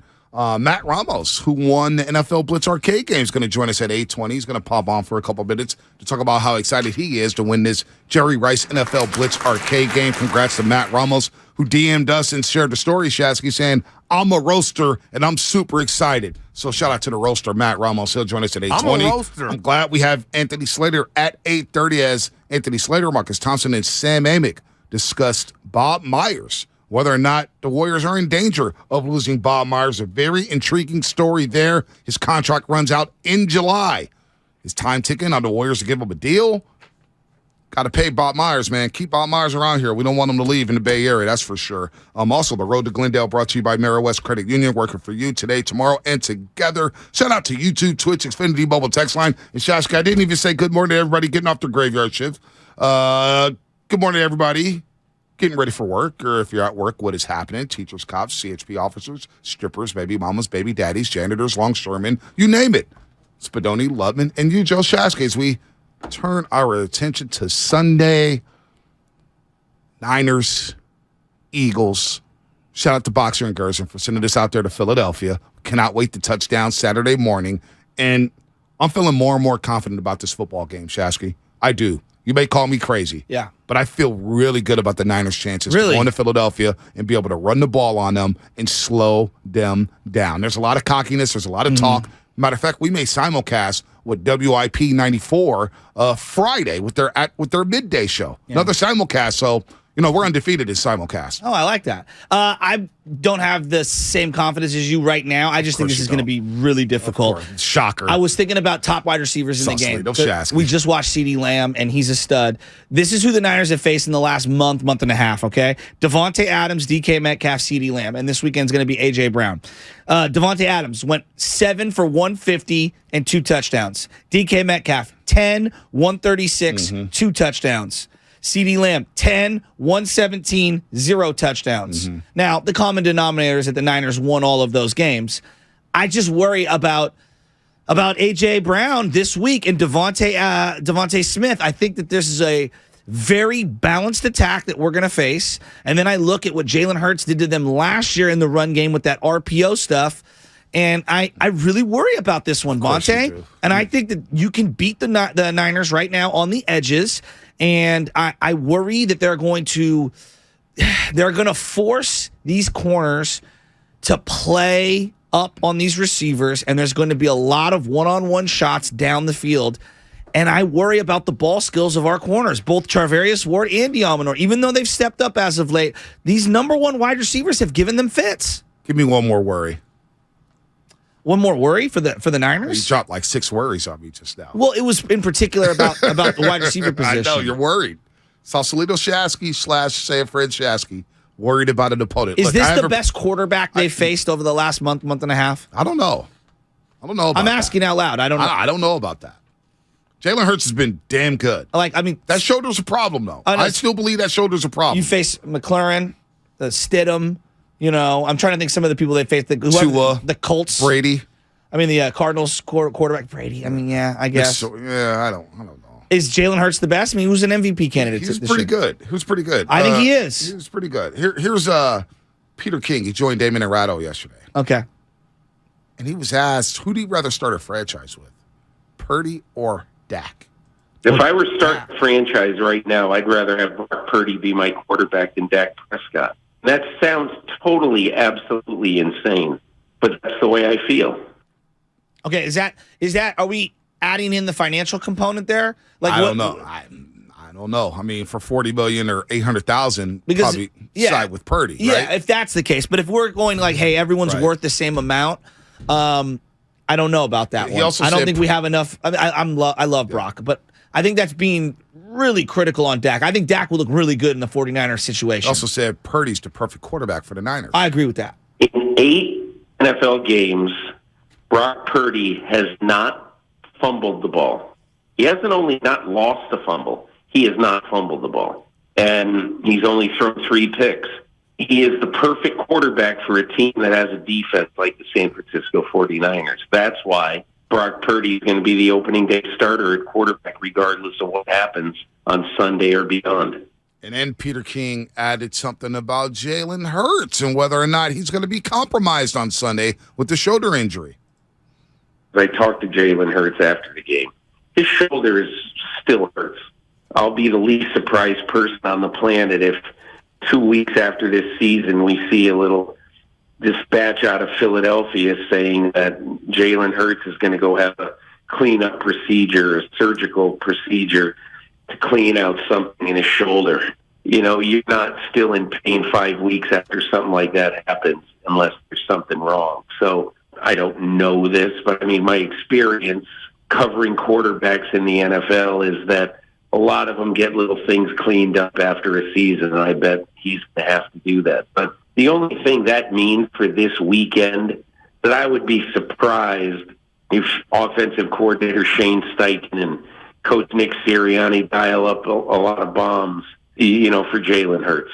So we shall see. I mean, look, there is a worry with Jalen Hurts throwing the deep pass to A.J. Brown and Devontae Smith. He's very accurate throwing the football down the field. I think they've struggled at that RPO. The RPO as well, and they haven't seen a lot of RPOs I know. lately. And it's going to be something new. We saw it a little bit with Tua, and they got burned on the first play of the game for 75 yards. So you don't want to bite. He does a great job Right. of sticking it in there and then pulling that ball out, and then now you've got one-on-ones on the edges, and I worry about Jalen in this game. I really do. I think that seeing how healthy he is and how good he is on that mesh point play, because it's so important to what they do, that to me is the key to the game. Yeah, Tom Rothman is going to join us in 4 minutes here. The Niners maintaining the edges. Like Bosa has bit on that play a lot in his career. He has. That is not a play he excels at. It's going to be a problem. It's going to be a problem. But how can you do that? How can you negate that? By playing good offensive football. Can you give me some 6-minute drives? Can you give me some 7-minute drives? Can you run the football effectively against this tough front that Philadelphia presents? Can you get up against their linebackers, who I think is the weakness of their defense? We know about the secondary having a gang full of ball hawks, but can you run the ball and keep that offense off the field and keep them out of rhythm? Because Philly, they love to go up-tempo. That's what they do. They'll go up-tempo, they'll get chunk plays, and they'll stay on you. They'll put the pedal to the metal, man. Why, I've heard this from a lot of people, not just yourself, why do you think that the Philadelphia Eagles linebacker play is their quote-unquote weakness of their defense? They're a little slow to me. Okay. What I watch is they're a little slow. They tackle, but that defensive line does so much for them. It's almost like they're not the Baltimore Ravens that won the Super Bowl in 2001, but they do have a lot of guys like Fletcher Cox and Hargraves. I mean, they're not Sam Adams and Saragusa in terms of that build, but it's tough to run up the middle against them. And they create. Fletcher's going to the Hall of Fame. He's going to the Hall of Fame, and they take so many offensive linemen with them that these linebackers are free to roam sideline to sideline and make plays for them. I think the strength is their secondary alongside their defensive line. The linebackers kind of get hit behind this really good defensive line, but I believe that the Niners get on these linebackers. They don't have a Van Der Esch, in my opinion. Right? Yeah. They don't have a Micah Parsons, in my opinion. Mike is very unique. Very unique. So I think that's can you get McCaffrey lined up against a linebacker? Can you get Kittle lined up against a linebacker? And you got to take advantage of those situations. Well, you referenced the Dallas game, and I think it's a good point, because I watched the game back, B, and I'm saying there weren't a lot of places to throw for Brock Purdy. And that's a game where he should have thrown rookie playoff game, given what they were throwing at him. He should have thrown more interceptable passes, and he didn't. And that is the most encouraging thing. His decision-making, I guess, is where I'm going at this, and his ability to not put himself in those awkward positions. One, which I identified, was that little slant where 42 jumped up in the air, it hit off his shoulder, and then Diggs almost caught it on the deflection. And then the one ball to Ayuk that I thought it was a late throw, and you got to throw it more toward the pylon on the first drive. Right. That's it. He was pretty clean in terms of decision making. So if they can get more space because those linebackers are slower, you got to think they can gash them a little more, because there wasn't a lot of offensive productivity via the pass in last game. No, not at all. It just wasn't there. Can we take some positive? This is from Marcos Paz on YouTube. Bonte Shasky, can we take some positives from the Eagles-Niners game in Philly last year, week number 2? It's a bit different. You got a lot of different guys. Josh Norman was playing cornerback for the Niners. Josh Norman. Well, and Jalen was so young. Jimmy Garoppolo was playing. There wasn't CMC. Elijah Mitchell, second game. He got his ribs busted in that game. Ayuk was still in the doghouse no doubt. at the time. Hufanga wasn't playing safety. Like, there's a lot of difference. Wouldn't you agree? There was. It's really difficult to go back. I mean, that's 2 full years ago, essentially. Well, and they added A.J. Brown. That's a game changer. And Devontae Smith was a rookie. Mm-hmm. So he's playing in the second NFL game. Jalen Hurts starting, 12 of 23, 190 yards, sacked twice, but he did run for 82 yards. Miles Sanders, 13 carries, 55 yards in that game. Quez Watkins had that big 91-yard catch, but the Niners had that goal line stand. Remember that one? Tartan Lenore catching him. Quez Watkins got speed, man. He's a tough player. Kenneth Gainwell as well. Has speed. He has a lot of speed offensively. Jimmy Garoppolo that game, 22 of 30, 189 yards. Elijah Mitchell, look, they shut down the run last year. Elijah Mitchell, 17 carries, 42 yards. He got beat up in that football game. George Kittle, just 4 catches, 17 yards. So, not sure how much you could take away from that football game, but it is good that they at least saw Jalen Hurts last year, and they saw the speed of Devontae Smith. But A.J. Brown, they actually saw him last year against Tennessee. These two dudes, they could cause some problems. I think last week was the first time that I said Banks, Brunskill, Burford, and Brendel as a combination, guard, center guard. I thought they got worked in the trenches, and I'm looking at this matchup, and I think this is going to be a very difficult matchup for those guys. Worry. I was going to say that, but I didn't. That's pretty good. 2-time I didn't Super Bowl say it. champion. One of the greatest fullbacks in 49ers softness history. We love him as a running back coach with the 49ers. He had 2 stints with the Niners as a running back coach. I think he was at Levi Stadium. I'm not sure if he was there last 2 weeks ago. 2 weeks ago against the Seahawks. I seen him next to John Taylor, the great JT. The last time we had Tom Rathman on, man, he was crying tears of joy because Frank Gore was retiring. Yeah. He's in the 49ers Hall of Fame as well. He's our favorite fullback, Tom Rathman. Good morning to you, brother. Thanks for joining Joe Shasky, the Butcher, and Bonte Hill here on 95.7 The Game. Yeah, man, great to be here. How you guys doing today? Oh, we're fired up, man. We're getting ready to go to Philadelphia. In our adulthood, this is one of those NFC Championship games we just have to be at. It's going to be cold. It's going to be nasty. But to me, in a way, as we were 6 to 7 years old, when you guys went to Chicago, the cold-ass Soldier Field, and the finesse, as Tina Turner said, the finesse-ass 49ers went to Chicago and beat up on the Chicago Bears. Can you kind of prep us through what that week was like, getting ready for the cold and getting ready for an environment that Chicago presented? I mean, we didn't do anything, extra. I mean, we just went through practice, concentrated on what we needed to do, and then we were going to go play in the elements regardless what they were. I mean, that was one of the Bill Walsh's big thing was it didn't really matter what the weather was like. The bottom line is that you go out and perform. I mean, you got a job to do every play and do that job every play. But just going back to that game, that was a tremendous game because that was my first championship game that I was in as far as the pros, the NFC Championship. And, if you win that one, you go to the Super Bowl. And there was nothing bigger than the Super Bowl, obviously, if you're a young player coming up and trying to get to the top. But we had a great time, and it was a great journey, and had some great teammates, and I'm sure you'll talk about some of them. But it was a great time. Tom, you spent so many years with the Niners staff studying the running back position, the fullback position, scheme, the run game, all that. When you look at what they do offensively right now, the 49ers. Who does Christian remind you of years past? Is it more Roger Craig? Is it Ricky Waters? Because he's just so unique. I would really say, Roger Craig. Roger was that, elusive style runner, had the high knees, was able to break tackles, run through tackles. His elusiveness, the way his movements are when he has the football reminds me a lot of Roger. Is the toughness underrated for both Roger and Christian McCaffrey? Because I see the guy, and I think a lot of people, he's just a burner. His vision, his patience, and his toughness are so underrated. I'll tell you what, I mean, that's the number one quality that I put on a tag for a running back is toughness. And it's not necessarily toughness, it's, physicality. There's a difference between the two. You can carry the ball 40 times a game and, he was a tough guy because he carried it 40 times a game. And then you got a guy that carries it 20 and just runs like number 25 does for the Niners. That's kind of a run and stun style. And, those guys, you got to love them.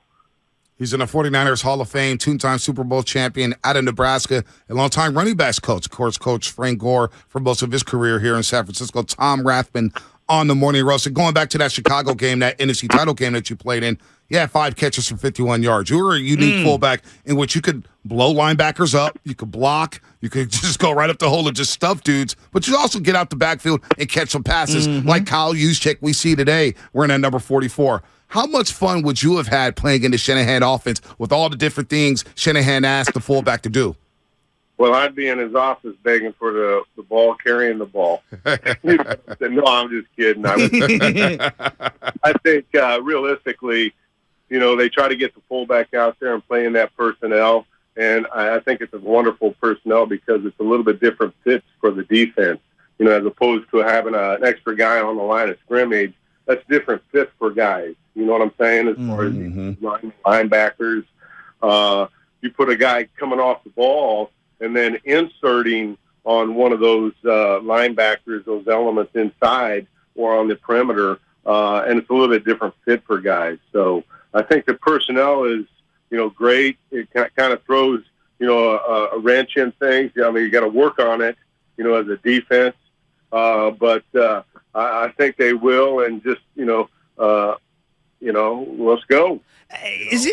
Is it underrated how difficult it is for someone like Juice to sync up the timing on the blocks when it's a guy like Elijah Mitchell back there versus Debo back there versus Christian McCaffrey? Does that make it more difficult for the fullback as the lead blocker?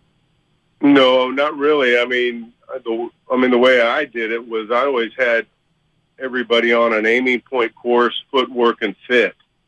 So, they know where they were going to start, their aiming point. They know what their footwork was. They know what their course is, and then you adjust off it of what the defense does. If a guy slants, you got to bounce it outside, and vice versa, cutting it to the backside. And then you're fit.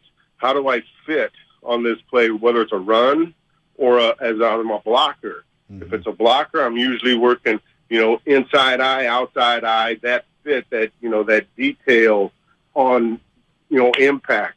And it may change, and then the runner has to change. So, I mean, it's a fast-playing game, and, you got to be ready to react.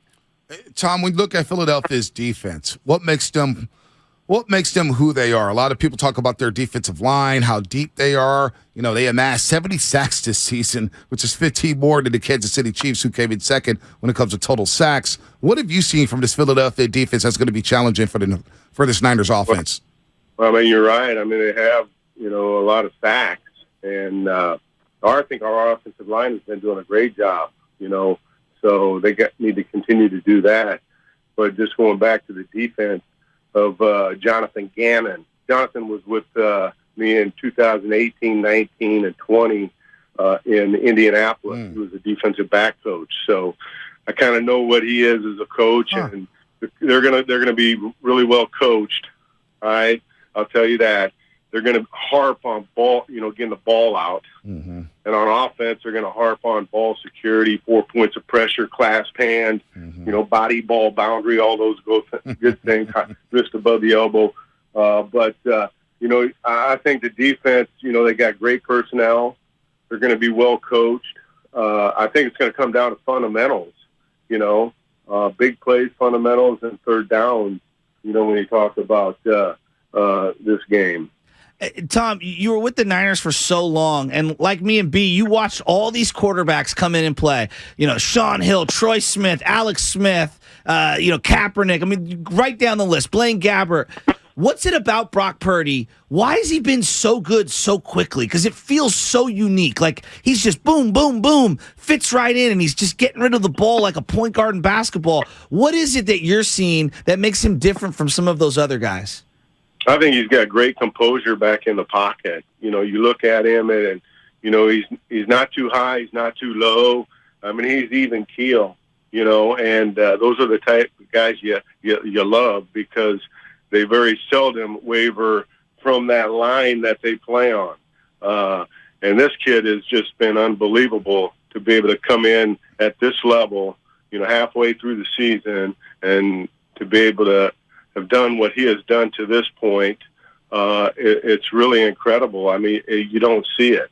I mean, the only thing that would be close to that would be the Tom Brady story. Wow. He was overlooked and, nobody wanted to draft him and got drafted late, 6th round, I think, and turns out to be, the GOAT. so to speak. Yeah. Him and Joe Montana. So I'm still taking Joe, Tom. I'm still taking Joe. Yeah, for one I game. think we're all in that agreement. Obviously, but I know Tommy, and he's a great kid.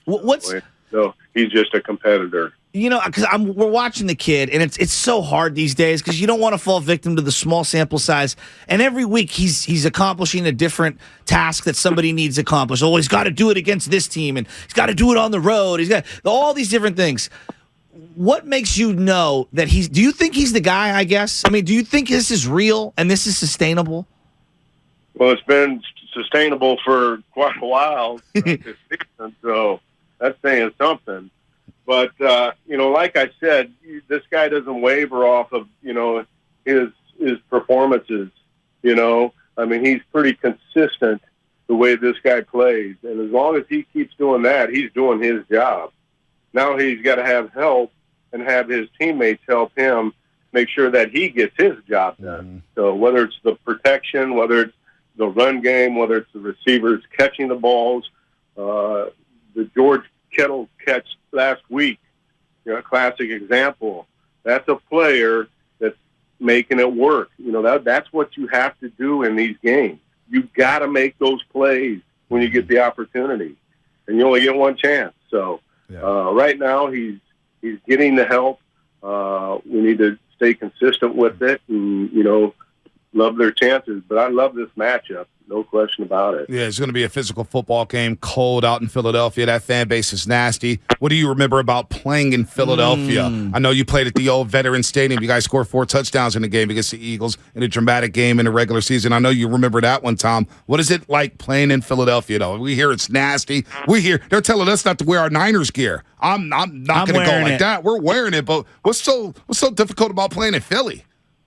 Philly, I mean, if you would have seen Philly, if you would have seen their turf, they had 2x4s in between the 25-yard line, the 20. There's 2x4s in there that with turf wrapped around it, inserted. I mean, it was the worst field that I'd ever played on, to be honest with you. Now it's got a great history, and playing against the Philadelphias back there. I can remember playing, when they were the great team, and I think it was 89. Mm-hmm. Buddy Ryan? 80, 89, those years there when they had Reggie White and all those guys.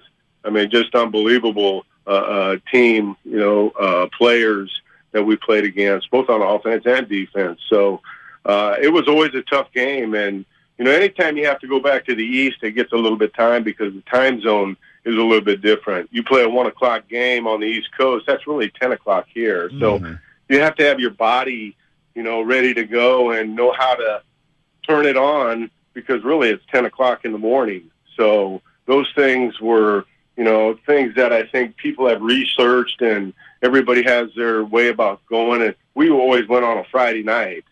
So we got in Friday night late, and then we had all day Saturday to try to adjust, to the East Coast. And then play the game on Sunday. So I think that was a big factor. But that I don't know what time this game is. Is it 12 o'clock West Coast time, 3 o'clock East 3 Coast time? 3 o'clock out there. 3 o'clock. Yeah. So 12 o'clock. I mean, I don't think there will be a big issue there. But I know that was always a problem when we played back there in Philly and anywhere on the East Coast. But we handled it pretty good. We did. So I think we have the record of 18 straight wins on the road, over a couple different seasons, the 49ers do. So, I mean, we were great on the road. We love to go on the road. Hell yeah. Touchdown, Tommy Rathman with us, 44, one of my favorites of all time. George Kittle on the sideline, dancing. I mean, he's dancing during timeouts and doing all his wildness. I love that Kyle lets these guys kind of be themselves. Like, it feels like a very empowerment, way of coaching. How would Bill Walsh or even George Seifert, because they were very different personalities, how would they have handled George Kittle? I mean, we did our thing, really. I don't think they would interject, if we were doing things unless it was harmful to the team. Gotcha. So, I mean, the stuff he does is kind of goofy.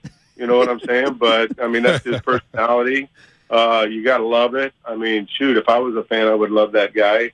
Love him after he made that catch last week. Do it again, baby. But, I think he's a pretty classy guy. I mean, good football player, and I think the fans love him. So, that only helps. No, it does help. And Tom, thanks for helping us out this morning, giving us some insight on this NFC title game and reminiscing about back in the day when you guys won in Chicago, the NFC title game, of course, beating the Cincinnati Bengals in Bull Walsh's last game. Tom, you're the best, man. We love seeing you at Levi Stadium. Hell yeah. Hopefully we see you in Glendale, Arizona for a Super Bowl. We'll see what happens Sunday. Okay, good luck to you guys. Absolutely, yeah. We're going to need it, right? Tom, I think I might bust out the white 44 just for you. Oh, he's gone. He Ric Flaired us. 49ers Hall of Famer, 2-time Super Bowl champ. Tough rat. I love him so much. You have a 44? Yes, I do. Ooh, you're gonna wear a 44? Yeah, you gotta be a special breed to rock a Rathman jersey. Yeah, you do. Rathman he's just, God, the toughness. The other thing I think that people underrate is how much he did actually run and catch the ball. No, his hands were best. He was one of the guys who revolutionized the fullback position in the West Coast offense. Absolutely. All of a sudden, you see the Green Bay Packers and their fullbacks. You see the Denver Broncos and their fullbacks. Guys who can catch out of the backfield. That's why Juszczyk resonates with this fan base, because he could do some of the things Rathman did. Yeah. Lead block, maul people on the edges, and catch the ball out of the backfield. We haven't seen Juszczyk much this year on the sideline running that wheel route on the sideline. Feels like they're waiting on that. I wonder if they're going to bust that out this week in Philadelphia. Point. And he's a Harvard guy. East Coast. He should be ready. He should have a big family. Oh, he'll be out there. Big contingent. He'll be out there. I think, to me, first of all, I already decided what jersey I'm wearing. What's that? It's the Dwight Clark. The red Dwight Clark. So if you wear Dwight Clark, should I wear Joe Montana? If you want to do that. You are the Joe Montana show. I know that. I mean, come on. I was going to wear number 1 Shasky because it's been on a heater. My red number 1 you should just continue to wear it. It's been on a heater. Continue to wear it. I haven't worn the custom jersey you got me last year. I haven't worn it all year. Did you wear it to Dallas last year? I did. And it was a victory. It was a victory. Did you wear it to SoFi? I did. And that was a loss. And it was a loss. It was a loss. So Tom Rathman, by the way, joined us on the Bud Light guest line. All posters and guests appear on the Bud Light guest line. Bud Light, easy to drink, easy to enjoy. I apologize for that. Bud Light guest line. Tom Rathman. Anthony Slater will join us on the Bud Light guest line. Again, Bud Light, easy to drink, easy to enjoy. John Curley agrees with that. This defense everybody talking about with the Philadelphia Eagles, 21st ranked run defense. Now, if you get in third and long situations, obviously that's a recipe for disaster. Okay. But what the Niners have to do this week, they have to get back to it. And what they've done all along since Brock Purdy's been the quarterback is stand at third and long and second and long situations. And last week, Dallas, they were really good on first down.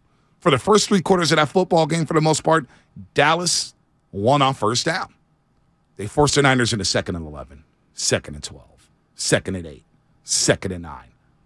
They have to get to 2nd and 5, 2nd and 4, 2nd and 3, 3rd and 1. You know what I'm saying? Advantageous spots. Yeah, there were a lot of 3rd and longs in the last game. A lot of 3rd and longs. So they have to get back to that 2nd and short and win on first down. What do they do on first down? Last year in Philadelphia, it was a mess in that football game. Remember that? With Jimmy Garoppolo, they couldn't run a screenplay, couldn't do anything. And I'm very, very interested to see how much physicality they allow. There was a George Kittle 3rd down. The Niners got sacked. Purdy got sacked, but 3rd down, Kittle kind of got tackled in the middle of the field. Mm-hmm. I thought he sold it pretty well, actually watching the replay back. Oh, that defensive hold? Yeah, and the Niners got kind of lucky there. You got 2 straight defensive holdings. Yeah, on both on 3rd down, right? Yep. Yeah. I think the other one was on 1st down or 2nd down. Okay, well, they gave him first downs. Right. Regardless, point being is that they did get a little lucky there. Like sometimes those guys, they miss that or they allow more physicality. I'm going to be interested to see how much physicality there is, but they have to run the ball better. And also, I felt like Shanahan, I think it was 19-9 at one point in terms of pass attempts to rush attempts. I get what he's trying to do, soften up the defense by throwing the ball a little. And so they're going to have to hit on a couple of those short ones, you know? Otherwise, you're going to be in 3rd and longs again. And then I look at it defensively, and I'm saying to myself, what does DeMeco Ryans have cooked up? All this chatter about him being a head coach, which is right. I mean, he can't do any interviews until, during the week of the Super Bowl. So interviews are shot this week. He's not doing anything. I'm just saying just the rumors. He's it's justified that he's a candidate. Well, he went through it last season. I know, but what I'm saying is that these are the kind of games where if you do some cooking, you elevate yourself. If you get cooked, not that you fall out of favor, but like people are gonna be like, oh. 'Cause Exactly. that's the modern day offense that Philadelphia is running. Simple concepts, college concepts, RPOs, going deep, spread them out, and space the the wide splits with their offensive linemen. Now, defensively, it's simple to me. Nick Bosa has to show up. Nick Bosa has to show up and dominate this football game. By the way, Morelli, all the way out there in India, he loves us on YouTube. Morelli, what is up? Saying we need Frisco Shasky. We're going to win this game. Frisco I'm here. Shasky. It's Wednesday. Don't worry, bro. Frisco Shasky's. I will make sure Frisco Shasky's ready to go on this red eye. And then we'll go to sleep. Thank you, Boxer and Gerson, for paying for that red eye. Boxer Gerson. You're the best. You have no idea. So if you have an injury issue at work, you got to hit up Boxer and Gerson. Yeah, I mean, they've been doing it for 40 years. Or if you want a Raider fan to talk smack to you, just ask for Hillary. Oh, poor Hillary. Let's get to David in Brentwood. David. Hi, David. Hey, long time no talk. What's up, David? Hey, guys. Good morning. That was a great interview with Rothman. I think. Thank you. He would be one of my two favorite fullbacks. The other one would be Mike Alstott. Ooh, good call. Is Good something call. else as a fullback. Yeah, good call. Yeah. Now, with regards to the game this coming Sunday, I think, the only way you can actually defeat, a pass rush like the one the Eagles have would be the short passing game. Those quick throws to the middle of the field, the run after the catch. We do have the players to make that type of play actually work. You have McCaffrey, you have Deebo, and you have Ayuk. Just throwing the ball, short throws. You don't have to make it, first, just throw it for 10 yards on the first throw. You just go, 3 yards here, 5 yards there. One of those guys is just going to catch the ball and just take off. Okay, they may have good cornerbacks and good passing, pass rushers, but like I said, if the ball is not going for long, there's nothing much they can do. Just get the ball out quick. Don't give them a chance to go after Purdy. Yeah. That's I don't know what you guys think about that. Good call, David. Good call. I'm just looking at some of the comments as David is spitting facts there. He's passionate about his Niners. San Jose Jazz fan, great question. Does getting egged at an Eagles game count as a workplace injury? It's a good question. I don't have the answer to that. All the hype. Now, I feel like we're overdoing Act like we're going to Iraq or something. I mean, come on. You know what I'm saying? Act like I've been to a Phillies-Giants game. Nothing happened. Nothing happened to me. Well, I'm sure if you go out looking for trouble, it will find you in any corner of any city in America for any sports team or non-sports team situation. Right. I don't dismiss that Philly's got rough around the edges spots. I'm not trying to bait them or any of that or taunt or any. I have very much respect for their fans and the environment we'll be going into, but we're acting like we're going into tier 3 of the San Quentin prison. Well, if you guys do get injured on Monday, you may be featured on the injury report. Oh, now that.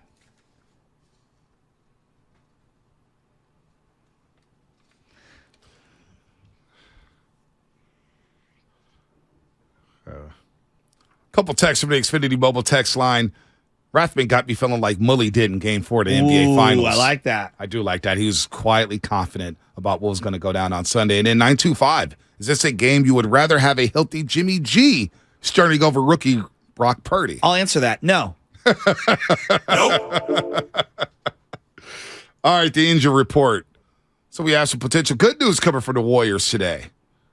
With the Grizzlies in town, center James Wiseman is listed as probable for tonight's contest. Wiseman has been taking part in team scrimmages over the last few weeks as he continues to rehab from his left ankle sprain. He told reporters yesterday that he expects to play tonight against his hometown team, the Memphis Grizzlies. He's been out since spraining his ankle in a 3-on-3 practice prior to the Warriors' December 30th matchup against the Portland Trail Blazers. Remember, Wiseman had a good stand against the Memphis Grizzlies on Christmas Day. Rebounded well, good positioning, contested some shots, finished around the basket. That's a big boost to the Golden State Warriors. Are getting healthier as they host the Grizzlies tonight at Chase Center. Don't forget, you can listen to that game live right here on 95.7 The Game with the great Tim Roy. The Injury Report brought to you by Boxer & Gerson, Northern California's premier workers' compensation law firm. Helping injured workers get their lives back for over 40 years, as this segment was presented and is presented by Warriors Wednesday. Warriors Wednesday brought to you by Freeman's Appliance, a trusted name since 1922. Visit freemansappliance.com today.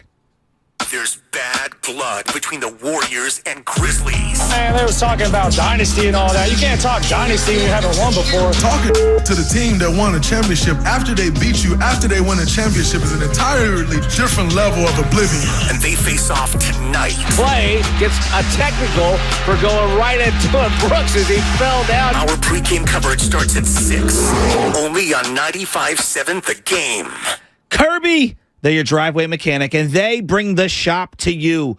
And our friends over at Kirby just won the Motor Top 20 Award for innovation. Brakes and tire replacements, oil changes, and so much more. And they've just added Kirby's eco-friendly wash. It barely uses any water, and it makes your car look brand new. They use all biodegradable products that provide the ultimate shine and protection to both the exterior and interior of your car, all in the ease of your driveway. No, the ultimate convenience. Easy booking, transparent pricing, on-time arrival service in your driveway, no waiting rooms, no coordinating rides, direct access to your mechanic, friendly and reliable service, no middlemen, and no upsells. Get $50 off your first oil change with the code OIL50. That's OIL50. Check out Kirby.com. That's CURBEE.com. Every small business owner knows business happens everywhere. The office, the warehouse, or on the road. And no matter where it takes you, there's one solution to help your business thrive. Comcast Business Complete Connectivity. It's the largest, fastest, reliable network with advanced gig speed Wi-Fi and cyber threat protection in one solution. Get started for just $49.99 a month. Plus, add Comcast Business Mobile and you can save up to 60% a year on your wireless bill. And ask how to get up to a $750 prepaid card. Flight 291 is now aboard. Yep, you're going places. And when you get there, be ready to do business. The complete connectivity solution from the company that powers more small businesses than any other provider. Comcast Business, powering possibilities. Ends 2/21/2023. Restrictions apply. Requires EcoBill and AutoPay. New 50 megabits per second internet and Comcast Business Security Edge customers only. Equipment taxes and fees extra. After 12 months, regular rates apply. Gig internet required for gig Wi-Fi. Mobile savings compares pricing of top 3 carriers. If you're considering remodeling your home in 2023, talk with your architect or designer about utilizing Golden State Window and Door for your upcoming project. Each location across the Bay Area features beautifully planned displays. You'll be surprised by the variety of styles. Their respected partners include Anderson, Milgard, Marvin, and many other top brands. For locations, images, and more, visit goldenstatelumber.com. Since 1954, Golden State. When you succeed, we succeed. Neuropathy pain? Call Dr. Robert Dees, DC, 925-393-0100. The other day, I bought a cockatoo. Hello! He's a handful, but I'll manage. Just like I manage without home internet. Sure, my mobile hotspot is slow and makes streaming shows unbearable, but I'm making do. Oh no, who's this? It's mating season, Dad! No home internet? It's not that bad! Don't settle. Get Xfinity Home Internet for just $19.99 a month for 1 year with a free streaming box. Call, click, or visit a store today. Restrictions apply. Not available in all areas. Requires paperless billing and autopay with stored bank account. After 12 months, regular rates apply. Offer ends 2/21/23. This is the final week of the Manufacturers RV Show. See hundreds of RVs from dealers all over the West Coast. Don't miss the 34th Annual Manufacturers RV Show at the Alameda County Fairgrounds in Pleasanton. Show ends this Sunday. At Fisher Investments, our clients know we have their backs. How do your clients know that? Because Fisher Investments is a fiduciary, the highest standard for a financial advisor. It means we're there for our clients and always put their interests first. So wait, you do it because you have to? No, we do it because it's the right thing to do. Our clients trust us with their retirement savings, and we know how important that responsibility is. So we take the time to really get to know them. Get to know them how? We make sure we understand their unique goals, finances, health, family, and lifestyle so we can tailor their portfolio to their specific needs. Our goal is to help them achieve a comfortable retirement. Sounds like a big responsibility. You must make big commissions then, right? No, we don't sell commission-based products. We have one single transparent fee that's structured so we do better when our clients do better. Visit FisherInvestments.com to find out why investors like you are switching to us. Fisher Investments. Clearly different money management. Investing in securities involves the risk of loss. The NFL playoffs live on Odyssey. Caught! Touchdown as time expires. Unbelievable turn of events. Non-stop coverage from the biggest sports radio stations in the country. Podcasts dedicated to each NFL team and postseason games streaming live for free. Takes the handoff, looks right, throws right, end zone, caught, touchdown. Your playoffs, your Odyssey. Get in the game and download the free Odyssey app today. Every pro is an MVP to us. As a Lowe's MVP's Rewards member, you can earn bonus points when you shop select products and brands. Then redeem them for exciting rewards like tools, sports memorabilia, e-gift cards, and more. Join today to become a member and start earning. Bonus points calculated before taxes and fees after applicable discounts, if any. Subject to program terms. While supplies last. Points expire at end of calendar year. Visit Lowe's.com/MVP's bonus points for details. If you owe back taxes to the IRS, have unfiled returns, or are worried about an audit, the IRS is hiring 87,000 new agents to address these very issues. That means if you need to get your tax problems resolved, now is the time to get started.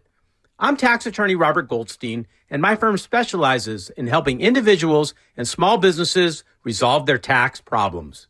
We work to stop IRS and state seizures. We may be able to settle your tax debt for pennies on the dollar with an offer in compromise. We prepare your past due returns, even if you have no records, and represent you before the IRS and state in an audit. At the law offices of Robert Goldstein, the consultation is always free, and we have offices located throughout the Bay Area. To schedule your free consultation, call 1-888-TAX-EXIT. That's 888-TAXEXIT. 888-TAX-EXIT. And make us your last stop. You're listening to 95.7 The Game, KGMZ FM at HD1 San Francisco. Always live on the free Odyssey app.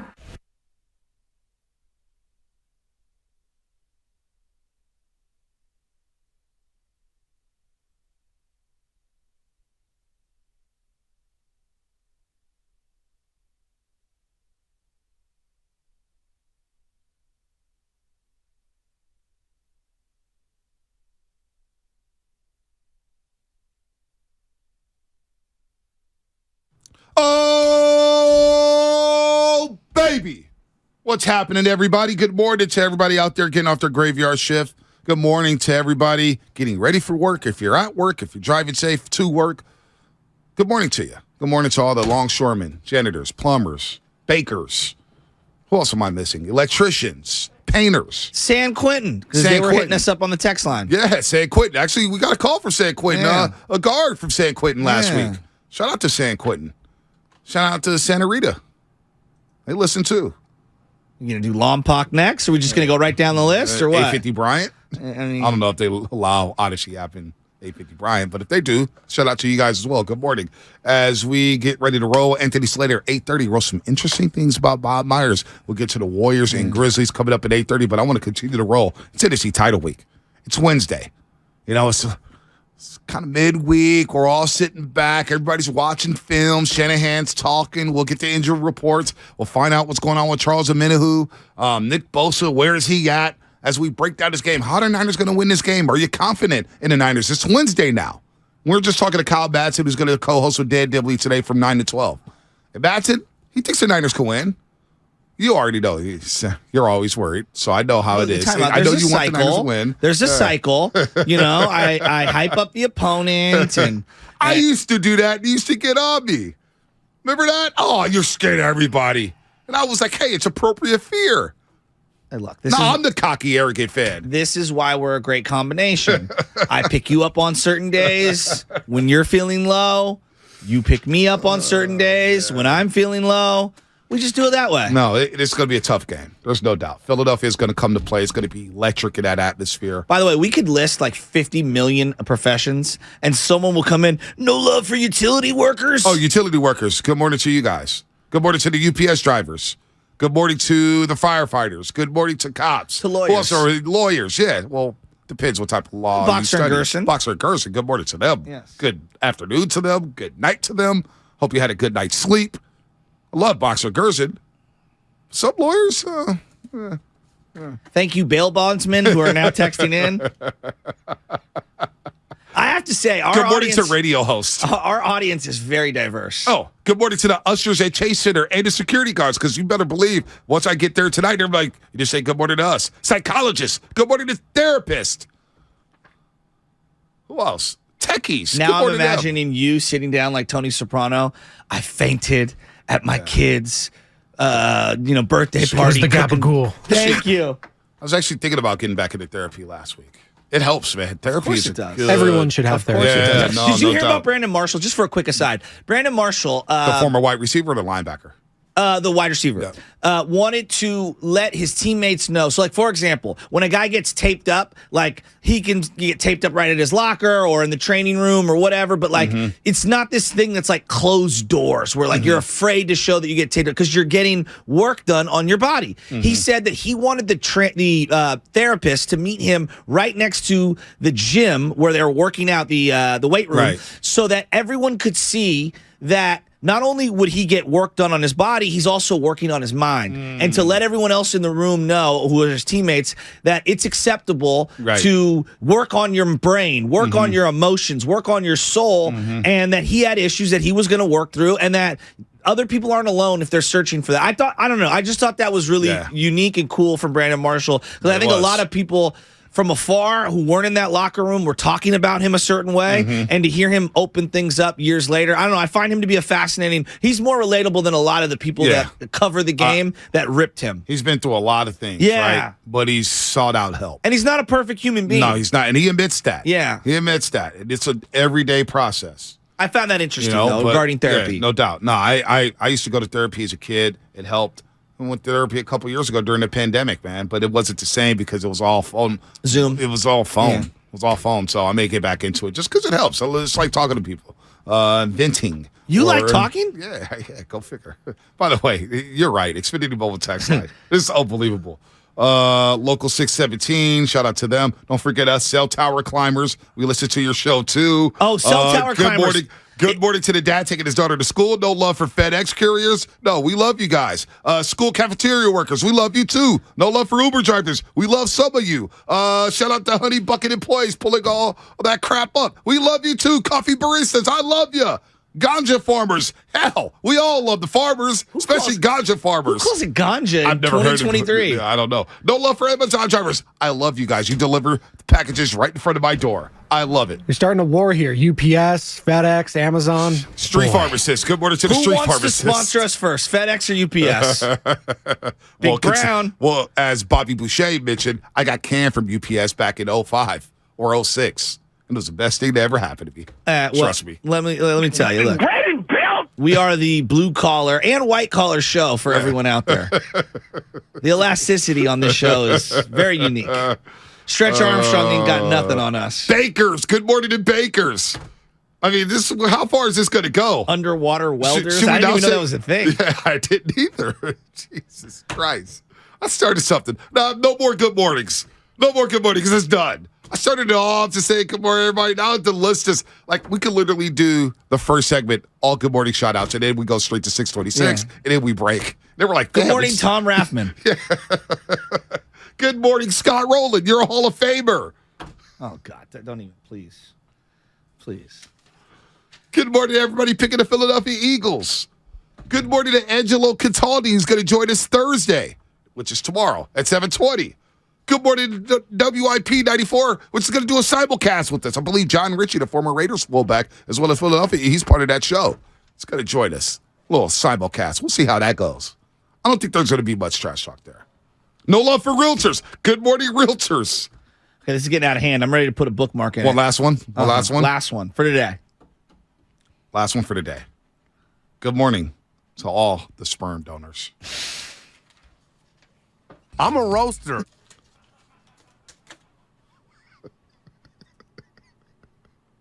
888-957. I mean, I don't even know. 9570. We've gone so sideways.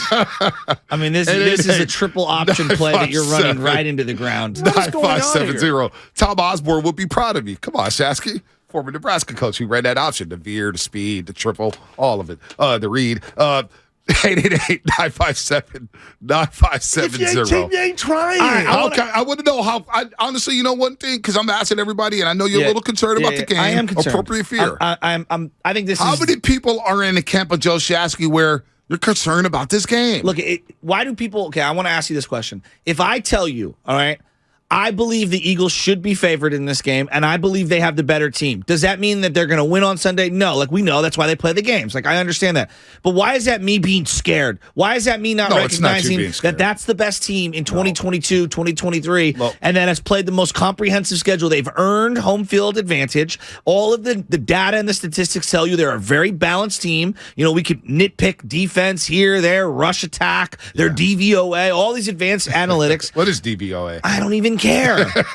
I know what it is. I don't even care. The Eagles have a terrible DVOA when it comes to run but you know what they defense. have? A stud at quarterback who offsets some of those weaknesses. So the Niners are 2.5-point underdogs in this football game. And I remember I think that's right. I think that's a fair line. You know what's wild to me? Is that we've completely flipped. Midway through the year, you're like, I want Philadelphia. I want to go to Philadelphia. I want to go there. This matchup. No, you wanted this matchup big time. Yeah, because if they win, I was like, it's dream scenario. But I was just like, I don't want the Eagles. I don't want them. That's a tough match. It is a tough matchup. They match up very well with the Niners. I don't want them. And now the roles are reversed. I want Philadelphia. I want them. Well, then how can we do this in basketball? We're like, when the Warriors go through the Dallas Mavericks, we're like, well, the West wasn't even that good.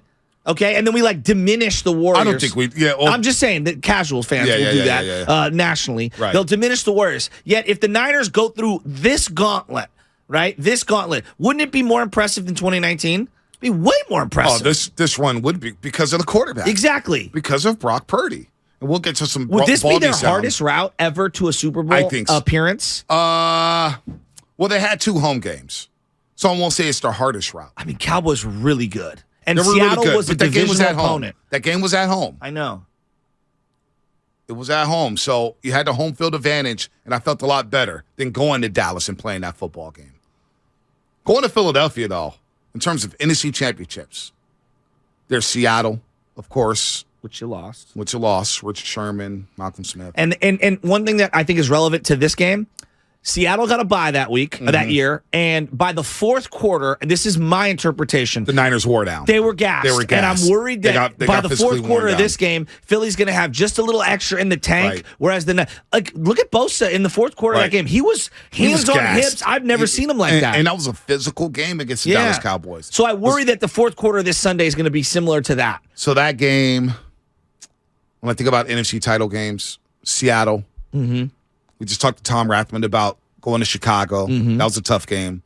Didn't they face the Rams one year? They played the Rams at home when they blew them out. 31-0. The Giants game was really hard, and I lost that game at home. Yes. Joe Montana, Leonard Marshall, we know what happened there. Last time we saw Joe Montana. 12-9? 15-13. 15-13. I knew it was an ugly 5 field goals for the New York Giants in that one. Yeah, Matt Barr. And the first game in the regular season was 7-3. That was the Niners won on Monday Night Football. 10-1 versus 10-1. They had both lost the week before. Niners had lost to the Rams at home. Giants had lost to the Eagles at Veterans Stadium. They were both undefeated. This? Because 1990 is one of the teams that's one of my favorite teams of ever. all time. Yeah, you know. I also have the card. I kept it, even though I'm sick. It's a hologram, and as you move it, Lawrence Taylor recovers the Roger Craig fumble in the game. Yeah, that's a tough one. It's Steve Young was headed off. Steve Young would have started that Super Bowl against the Buffalo Bills in a short week against Tampa. All right, let's go to the calls, man. I see some calls here. Let's go to Ryan SF. But we're the underdogs, and I like it. I like this position. It's but are unique. you a little worried? Are Niner fans a little worried now? It's Wednesday. Yeah. The high of beating the Cowboys is kind of worn down, and now we really shift our gears. Like I shifted yesterday. I told you I was fired up. I listened back to that opening segment. I was like, who the hell is that guy? I was angry. Yeah. Now we shift our focus to Philadelphia. We break down the film, and it was wild. It got a lot of views on YouTube. Call you Matchbox 20. Ryan, San Francisco. Got a lot of views on YouTube. You like that little counting? Yeah, he was counting. Because you put me onto it. I started looking back at something. It's like, wow, watch the simulcast with Dallas again. It's like, boy, those guys stunk. Bobby Boucher didn't talk for 15 minutes. Ryan, SF, what's happening? You worried about the Philadelphia Eagles? I'll be honest with you. I am a little worried. Reason being, I went to that Cowboy game. That was actually my first game ever at Levi Stadium. Wasn't that awesome? So it was actually wild. Did you have fun? But yeah, oh man, I had so much fun. That I was literally starstruck at that stadium and the fans there. It's unbelievable. That's but cool. That's really I'm cool. a little bit worried about the Eagles. I mean, they're a pretty good team. Yeah. I personally think they're unproven, but like we've always said, the playoffs, it's you never know what you're going to get. Right. I think if we contain Hurts, it's game over. Well, I'm with you there. You have to contain Hurts. Easy but also, to say, hard to do. Also, this is one of those games, and I know how that Philly crowd reacts. Okay. They get nervous as the game goes along and it's a tight game. So what does that mean? I mean, Levi's got a little tense late in that that's game. what I'm saying. Philly will Every stadium does. Philly will get tense. You think? Oh, that pressure will ratchet up there at Lincoln Financial Field. So what does that mean? You got to get off to a fast start. Okay. You got to be leading at halftime, in my opinion. Or if you're down at halftime, it can't be by more than 3 points, right? But you got to make them go into deep waters. They haven't gone into deep waters like this. You know what I'm saying? They've had a lot of blowouts. That's everyone's favorite term now. Deep waters. Well, we'll drag him into the deep water. water. I was telling the Cowboy fan. I told the Cowboy fan all fourth quarter, I was like, you're in the deep end now, buddy. You're in the deep end of the pool. And we ain't got no life vest for you. And I was like, that's pretty good material. That's your best work. I was in my bag in the fourth quarter. Screw the Cowboys. Screw them. But you got to make this a tight football game because they will start dieting them. Tight-lipped this week for me. Really appreciate that. Let's go to Matt in Philly. He's an Eagles fan. He's on the road. So what's happening, Matt?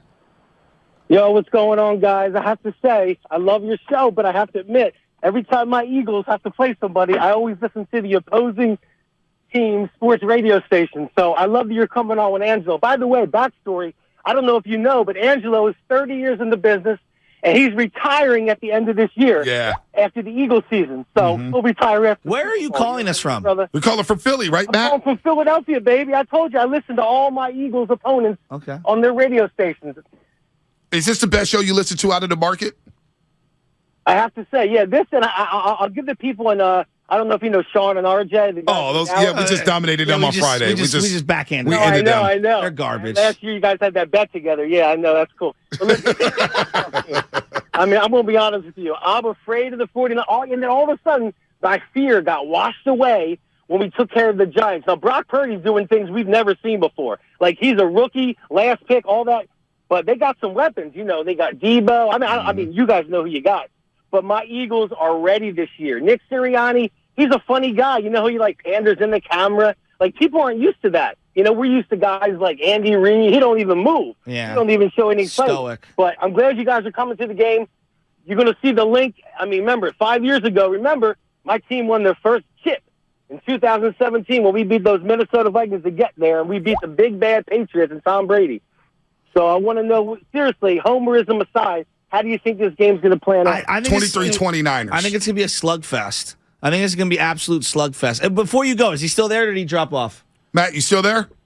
No, of course I'm here. Okay. All right. I got Niners 23-20 in an absolute backyard brawl. Forget what I think. I hate prediction radio. Like, anything can happen. None of these games play out the way we expect them to. What's the thing about the Eagles that you hear nationally that you're like, no. I watch them every single week, and that's wrong. This is the little insight that you like. What's an insight you can give us that maybe we wouldn't hear anywhere else from a real Eagle fan? No, that's a great question because you're right. A lot of these guys see our record, but they don't watch the team 16 without 17. Exactly. They don't watch them every week. Exactly. I mean, let's be honest. Nick, the Eagles are they've only lost one game. They're really 15-1 with Jalen. See? You can't count the 2 games that Gardner Minshew was in there, but we'll forget about that. They did give up 40 in that Dallas game, though, Matt. They gave up 40. I know we did give up 40. We have 5 turns, and we still almost won. But the thing with the Eagles are, and I'm an honest guy, you got to be careful because if you look at the 2 losses that really counted, was that first Washington Redskins. I know they're not the Redskins anymore. Yeah, I know. We do it all the time. They were 13-point favorites on Monday night. They were high as a kite. They were undefeated, and Washington came in with a game plan. Ron Rivera said, listen, we're going to hold the ball. We're going to run the ball. And you saw the clock management. No. And Nick Sirianni didn't do us any favors by throwing the ball. He only ran Miles Sanders 1 time before the half. So, but the Eagles defense, obviously, they lead the league in sacks. You know, they had some injuries. Lane Johnson's a beast. He hasn't given up in 2 sacks. He hasn't given a sack in 2 years. So you got to be careful of that. You know, I think this game is going to be like a 1-2 punch. I do too. And I think whoever wins is going to win the Super Bowl because I know Joe Burrow's cool as a cat and he's on fire right now. But I wouldn't bet against Pat Mahomes to lose his 4th straight against the Bengals. Look at that. You know, I can't wait for the game. I couldn't wait to. Are you going? I like listen to your bravado. You got to have that in you. You know, I was rooting for the Golden State Warriors years ago when they finally won their first chip. I was proud of them because I was watching them with Monte Ellis. You know what I'm talking about. Hey, Matt in Philly joining us on the Butt Light Gets Line. Yeah, all seriously. guests appear on the Butt Light Gets Line. favorite Butt caller Light, ever. Easy to drink, Rack easy this to man. enjoy. Matt, hopefully we see you out there. I'm DM glad us. to have Angelo on. Yeah. I don't know if Angelo told you. Like I said, he's retiring. He said, I'm not leaving. That's how much football means to this city. He's not leaving until the season ends. So, you know, me, I don't want him to. Obviously, he doesn't want to go before. But, I mean, Sunday's going to be a ball. Sounds like his last. I can't wait to call Matt, you guys back. Sounds like Matt, sounds Tony like his last Gonzalez. shows are next week. Remember what happened to Tony Gonzalez? Oh, retired after the Falcons NFC Championship game? Yeah. That was a tough one. 17-0 down 17-0 to the Falcons. And I remember that week in the Bay Area. Thanks for the call, Matt. That week in the Bay Area, there was a lot of arrogance from 49er fans. I'll never forget. Oh, the Falcons. Oh, this is going to be a rout. I remember her, Britton Jones, talking, this is not even going to be close. And I'm like, guys, this is going to be a tough game. Because the pass rush wasn't there for the 49ers once Justice Smith tore his pec. Remember that? He was not the same. They got no pressure on Matt Ryan. I was petrified of that football game. Crabtree fumbled inside the red zone. Oh, my gosh. Remember that? Oh, yes, I do. Oh, yes, when I do. Frank Gore hit the dirty bird, I almost threw my TV on the ground. I was so happy. They were getting smoked in that game. Remember when he dropped the ball and hit the dirty bird? Yeah. Oh, LaMichael James scored the first touchdown in that game. You remember? LMJ? LaMichael James, 49ers legend. That duck and fly. I thought he was going to be the one. I jumped out my seat when they drafted him. I jumped out my seat when the Niners drafted Trey Sermon. And now is he still in Philadelphia, by the way? Trey Sermon, let's look that up. Matt Sarafel, what's happening? You're on the roast. Pulling a Zito. He's not suiting up. Hey, what's up, Matt? Hey, so I was just listening, and, you know, what you guys said about this will be bigger than 2019 because of the quarterback play. I think maybe it's more unexpected just because it's our third-string guy, Mr. Irrelevant. Mm-hmm. But I don't think it's more impressive because I think the quarterback play is head and shoulders above what we've gotten from Jimmy ever, 2019 included. I mean, just look at the productivity. And I think in Philly, the biggest question marks are secondary's been suspect for a while, and these receivers are tough. Oh, we're losing Matt. He's right. The secondary is going to be put on notice here. How is A.J. Brown looking at practice? I know today is a practice day. Well, we'll see. We'll see when they report. Have they said anything about his status? I think he's playing. Yeah, because I mean, he was hobbled, quote unquote, in that game. He looked fine to me. He's going to play. He'll be out there as a decoy. You got to believe, right? Yeah, or he's playing possum. By the way, Trey Sermon, 4th string running back. Oh, they suit up 4, huh? Yeah, Miles Sanders, Kenneth Gainwell, Boston Scott, Trey Sermon wearing number 34. Boston Scott, you know you've hit it really low in fantasy when you're over here like, do I have to play Boston Scott? Hey, he has one of those games every now and then. I know, but you know you're searching on one of them bye week flexes when you're thinking about Boston Scott. God, whenever I see that name, I'm like, Family League didn't go well searching. for you this year. I know. Family League did not go Streamer Hall of Fame. I lost in the whatever semis. Yeah, I lost in one semifinal. Josh Allen, don't even start me. I lost in one semifinal. I lost in 2 championships. Justin Herbert, he's the guy, the fantasy dud of the year. Killed me in the Glad playoff. he blew it in the playoffs. Played me in the quarterback fantasy. Are we doing a baseball one, by the way, for this show? I think we should do a baseball one. Be fun. Yeah, I mean, only do one baseball league. I'd have to be talked into it. What's the incentive? Sorry, How King. much money are we going to have a trophy? Morning Roast Invitational. McKing, would you be willing to join one of our baseball leagues? Would it fancy the King? Would you be willing to maybe throw a few shekels down on our fantasy baseball league? Could you find it in your heart? Oh, gracious King! That's pretty good. That's pretty good. The King will think about it. Bend the Move knee. along now. I mean, Move along Jesus now. criminy. Just kidding, man. I was probably going to play. I usually only do one fantasy baseball league. And it depends if it's a head-to-head. Is it roto? How are we going to do this? Maybe we'll do head-to-head. I don't know. I'll let you. I just want in. I'll let you determine all of that. Well, you brought it up. You got to be the commissioner. I'm done being the commissioner. Jay in North Carolina, what's happening? You're on the roast. What's happening, guys? I'll talk to y'all on a Monday, man. What's Glad up, to baby? be back through. just wanted to say these Cowboys, that's just blowing my mind. Every time I turn on the TV, all they saying is how the Cowboys lost it. We didn't do nothing, to deserve any of the mistakes they made, none of that. And guess what, Jay? I'm looking right now. Hold on, Jay, real quick. I'm looking right now on ESPN Analytics. Eagles have a 65% chance to win this football game. So that's what they're going to do. Right. That's what they're going to do. Right.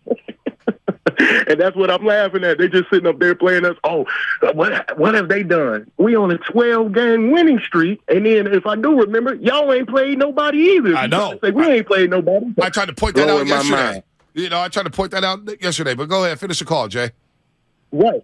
And then one more thing to say about you guys. I want y'all to walk in that stadium like Shannon did last week going at them Grizzlies. That's how y'all walk in there against them Eagles. You know what I'm saying? I want you to take the front after you just walk in there in all your red and gold. And you got my main man, Bonta, right behind you. And he's going to come in with his red and gold and black. Y'all should get some camo hats. Some of them 49 camo hats. Yeah, I just don't want to wear green. Go in there and take care of business. I just don't want to wear green. I don't wear green. I ran into some people last night at the Reardon game. My buddy Jason Hart, he was like, "You going to Philly? You better bring it. You better bring it to Philly. I know you's going to bring it." And I was like, "Jason, I'm going to do my best I can." All right, how about this before we hit the break and get to Anthony Slater? Chris and Dom, hang on tight. We got Anthony Slater coming up on the Butt Light guest line. Niner Nick, our boy Nick Newman. We love Niner Nick. Yeah. Sad I didn't get to run into him in the tailgate, but Niner Nick, hopefully he's coming to Philadelphia. He goes, here are the Eagles and Niners numbers against common opponents. Did he Washington, Arizona. No, I'm looking at his Twitter page. Washington, Arizona, Dallas, Chicago, and New Orleans. Because that's what we do now as radio hosts. We just jack from people on Twitter, and we put them into our data and say, hey, we took notes. No, we just jack from Twitter. I'm kidding, folks. I'm kidding. But this is a good tweet. Common opponents, Washington, Arizona, Dallas, Chicago, New Orleans.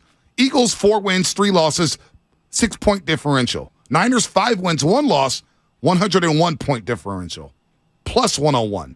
Niners are plus 95 points higher than the Eagles against common opponents. Now, if you want to point to Hurts being hurt against Dallas and New Orleans, fine. But what's the excuse for their defense giving up 60 points in those games? Points per game allowed against common opponents. Niners 12.3, Eagles 21.7. I don't know how much weight that carries in a game like this, but it is very interesting. That's interesting. Well, the Niners... That's from Niner Nick, by the way. Niner Nick. A unique team playing the NFC East. Maybe the commonality or the familiarity with Philadelphia gives those divisional opponents an upper... You know what I'm saying? Offensively gives them some schematic advantage. Yeah. I don't know. I'm asking out loud. That's interesting. It's very interesting. That's very interesting. I'm going to chew on that. Look at Nick Newman coming out with the data. Knowing him, he'd wear shorts to Philadelphia. Is he coming to Philly? I don't know. I don't think so. He was in Jerry's World last year. He was at SoFi. He's got family money. His mama, they got long money there. I don't know about that. I'm not talking about their money. You know it. That's how you laugh like that. I love their place up the Russian River. They've got a pool that my dog fell into, and he saved my dog's life. See, that's what I'm talking about. I mean, that's what I'm talking about. Leo's a French bulldog. He can't swim. Head's too heavy. Clock, clock, clock, clock, clock, clock, clock, clock, clock, clock, clock, clock, clock, clock, clock, clock, clock, clock, clock, clock. All right, what's coming up on the game? Sponsored by the Road to Glendale. SF Sheriff's Office, your future begins here. Visit sfsheriff.com to apply today. The one and only 95.7 The Game Insider, Anthony Slater. Bay Area, it's your boy Shasky, and me and Bonte, we are flying out to Philadelphia, and you better get ready, because I'm about to ring that Liberty Bell like the 49ers are this Sunday, and it's all because of our friends at Boxer & Gerson. Without them, we ain't flying, Eagles flying to Philadelphia. Boxer & Gerson, Northern California's premier workers' compensation law firm, helping injured workers get their lives back for over 40 years. If you have a tax problem, then you have a legal problem. And that means you need an attorney. Hey, this is Joe Shasky here to talk about the tax and crypto attorneys and accountants at Kugelman Law. Maybe you have unfiled tax returns. Maybe you have offshore accounts or received money from a relative overseas. Maybe your small business is facing an audit. Regardless of the tax problem you have, the Kugelman Law team can help. So visit sftaxteam.com today. I've met with their attorneys and know about their honest and ethical approach to providing effective and efficient resolutions for all your tax needs. They strive to educate their clients about IRS practices and evaluate possible solutions, all while providing you with straightforward and transparent pricing. If you're facing a tax problem, then you're facing a legal problem. So you should contact the Kugelman Law tax and crypto attorneys today at sftaxteam.com. That's sftaxteam.com. Alexander Kugelman, Managing Attorney, 21 Tamil Vista Boulevard, Suite 202, Corte Madera, California, 94929. This paid endorsement does not constitute a guarantee or prediction of results. At Fisher Investments, we do things differently, and other money managers don't understand why. Because our way works great for us. But it may not work for your clients. That's why Fisher Investments is a fiduciary, obligated to put clients first. It's the highest standard for a financial advisor. So, what do you provide? Cookie-cutter portfolios like the rest of us? No cookie-cutter portfolios here. Fisher Investments tailors portfolios to meet each client's goals and needs. But you do sell investments that earn you high commissions, right? And make commissions when you make trades for your clients? No, Fisher Investments doesn't sell any commission investment products, and we never earn commissions on trades. So what's in it for you? Fisher Investments fees are structured so we do better when our clients do better. When it comes to helping clients achieve a comfortable retirement, we're clearly different. Visit FisherInvestments.com to find out why investors like you switch to us. Fisher Investments, clearly different money management. Investments in securities involve the risk of loss. So, the other day, I bought an extremely chatty... Boring story time! Make that an extremely catty cockatoo. You're welcome! Apparently, the pet store won't take it back. But, hey, I'll manage. I love that for you! Just like I manage without home internet. No, you don't! Sure, my mobile hotspot is slow and makes streaming shows unbearable. Aw, Bertie likes to stream! But I'm making do. Oh no, who's this? My lady friend! It's mating season, duh! No home internet? It's not that bad. No, not there. It is that bad. Don't settle. Get Xfinity Home Internet for just $19.99 a month for 1 year with a free streaming box. Call, click, or visit a store today. Restrictions apply. Not available in all areas. Requires paperless billing and auto pay with stored bank account. After 12 months, regular rates apply. Offer ends 2/21/23. Thank you to all of the business owners who kept people employed during the pandemic. For all you've done, you may be eligible to claim the Employee Retention Tax Credit, a payroll tax refund from the United States Treasury Department, applicable to businesses who kept employees on payroll during the pandemic. The window is closing to claim your refund. Contact Paychex to see if you qualify. Paychex is proud to have helped more than 45,000 businesses secure over $9.2 billion in ERTC claims, an average of $190,000 per business. 50 years and thousands of experts in HR, payroll, benefits, and insurance. You may be eligible to claim the Employee Retention Tax Credit, a payroll tax refund from the United States Treasury Department, applicable to businesses who kept employees on payroll during the pandemic. The window is closing to claim your refund. Contact Paychex to see if you qualify. Visit paychex.com/ERTC to find out how Paychex can help you get additional cash into your business. Paychex.com/ERTC. Paychex.com/ERTC. O'Reilly. When you need auto parts, O'ReillyAuto.com is just a few clicks away. We offer convenient options for you to get your parts quickly. Order online and pick up for free at your local O'Reilly Auto Parts store. We'll even bring it out curbside. Or you can have your parts delivered right to your door with free shipping on most orders over $35. Visit O'ReillyAuto.com. O'Reilly Auto Parts. Boxer & Gerson, Northern California's premier workers' compensation law firm, helping injured workers get their lives back for over 40 years. I used to get frequent heartburn at night, so I made Prilosec OTC part of my morning routine. One pill in the morning, 24 hours, zero heartburn with Prilosec OTC. It's possible while taking Prilosec OTC. Use as directed for 14 days to treat frequent heartburn, not for immediate relief. Sunny skies this afternoon in Walnut Creek, highs near 63. Weather brought to you by Pfizer and BioNTech. This winter, there are new COVID-19 booster shots designed to help protect against recent Omicron variants. Schedule your updated COVID-19 booster dose at vaccines.gov. The other day, I bought a cockatoo. Hello! He's a handful, but I'll manage. Just like I manage without home internet. Sure, my mobile hotspot is slow and makes streaming shows unbearable, but I'm making do. Oh no, who's this? It's mating season, duh! No home internet? It's not that bad! Don't settle. Get Xfinity Home Internet for just $19.99 a month for 1 year with a free streaming box. Call, click, or visit a store today. Restrictions apply. Not available in all areas. Requires paperless billing and auto pay with stored bank account. After 12 months, regular rates apply. Offer ends 2/21/23.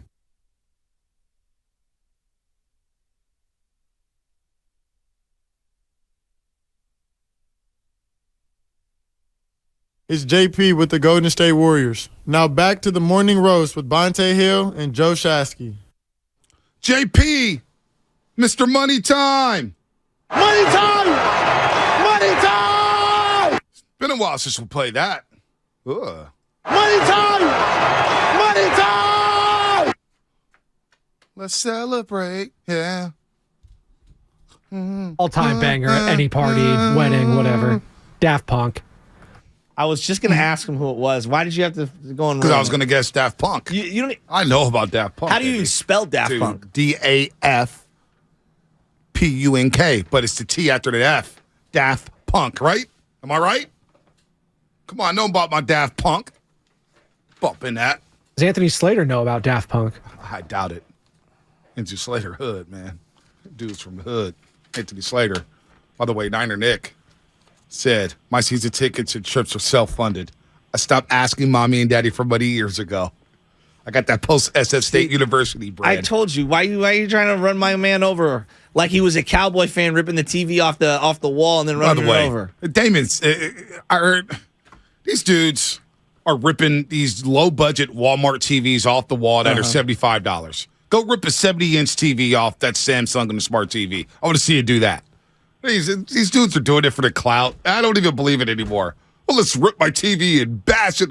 There's a little small-ass TV dude ripped off the wall, 15 inches. Come on, man. That is a joke. TVs are very inexpensive right now. Right. Stop. Let's bring in Anthony Slater, courtesy of the Bud Light guest line. All guests appearing on the Bud Light guest line. Easy to drink, easy to enjoy. Anthony Slater, our 95.7 The Game insider, he just dropped some heat this morning via The Athletic alongside Marcus Thompson and Sam Amick about whether or not these are the last days of Bob Myers being the president of basketball operations and GM of the Golden State Warriors. And with that said, Anthony, good morning. How you doing, brother? The Bud Light line at 8:30 a.m. Yeah, all postseason guests appear on the Bud Light guest line, Anthony. Bud Light, easy to drink, easy to enjoy. Don't hate the player, hate the game. Hey, all right, NFL playoff Bud Light line. Yeah, well, also a Warrior line, too. We got you. Yeah. Warriors are basically in the postseason right now. It feels like it. I mean, put a little. What are you doing? Anthony, so I got a notification on my phone that basically says Bob Myers could leave the Warriors, okay? That's essentially what it said on my phone. You know, we all get these notifications. You wrote the article. What do you mean? So one of the hottest topics in the league, just Bob Myers' future. Obviously, I mean, it's well known that he's on the last, at this point, not even just last season, last several months of his contract. I believe July 1st it expires. And it's undecided. And, it's not something where we know for sure if he is or if he isn't coming back. There's clearly, financial aspects of this to figure out. But also Bob Myers, I think, just needs to figure out long term if this is the franchise he wants to lead. And I think we talk about so much of the future of the players on this team, and I think the future of one of the biggest figures in the organization is also very unsettled. So like I said, it is when you go to any arena in the league at this point, people want to come up and talk about it. Yeah, no, it is definitely a hot topic. Also, Joe Lacob, the owner of the Warriors, is a hot topic as well. And I guess in this article, you basically said that Lacob is more involved than ever in day-to-day personnel choices. Now, is that a good thing for the Golden State Warriors? And does that kind of irk Bob Myers from what you know? So, I mean, it's, Joe Lacob's vision is all over this roster, right? I mean, it's been pretty transparent. Like, he is concerned, about the now, but also about the future. 2029 in Chase Center, along with this season. He wants to win this season, but he has continually said he doesn't want to have he's even termed it like a Lakers type run. Remember when the Lakers used to play out 6 straight seasons? Mm-hmm. He's used that as an example, but he's trying to avoid that. And part of the ways he's trying to avoid that is a situation we all understand if you follow the team on a day-to-day basis. They together drafted, 5 teenagers essentially to kind of bridge to the next era. And it was, you could kind of see the clash coming. But it is arrived in full this season. Obviously, being 23 and 24 turns up the pressure on that. It makes everyone look around. Should there be more help now? Why aren't the young guys developing? All that.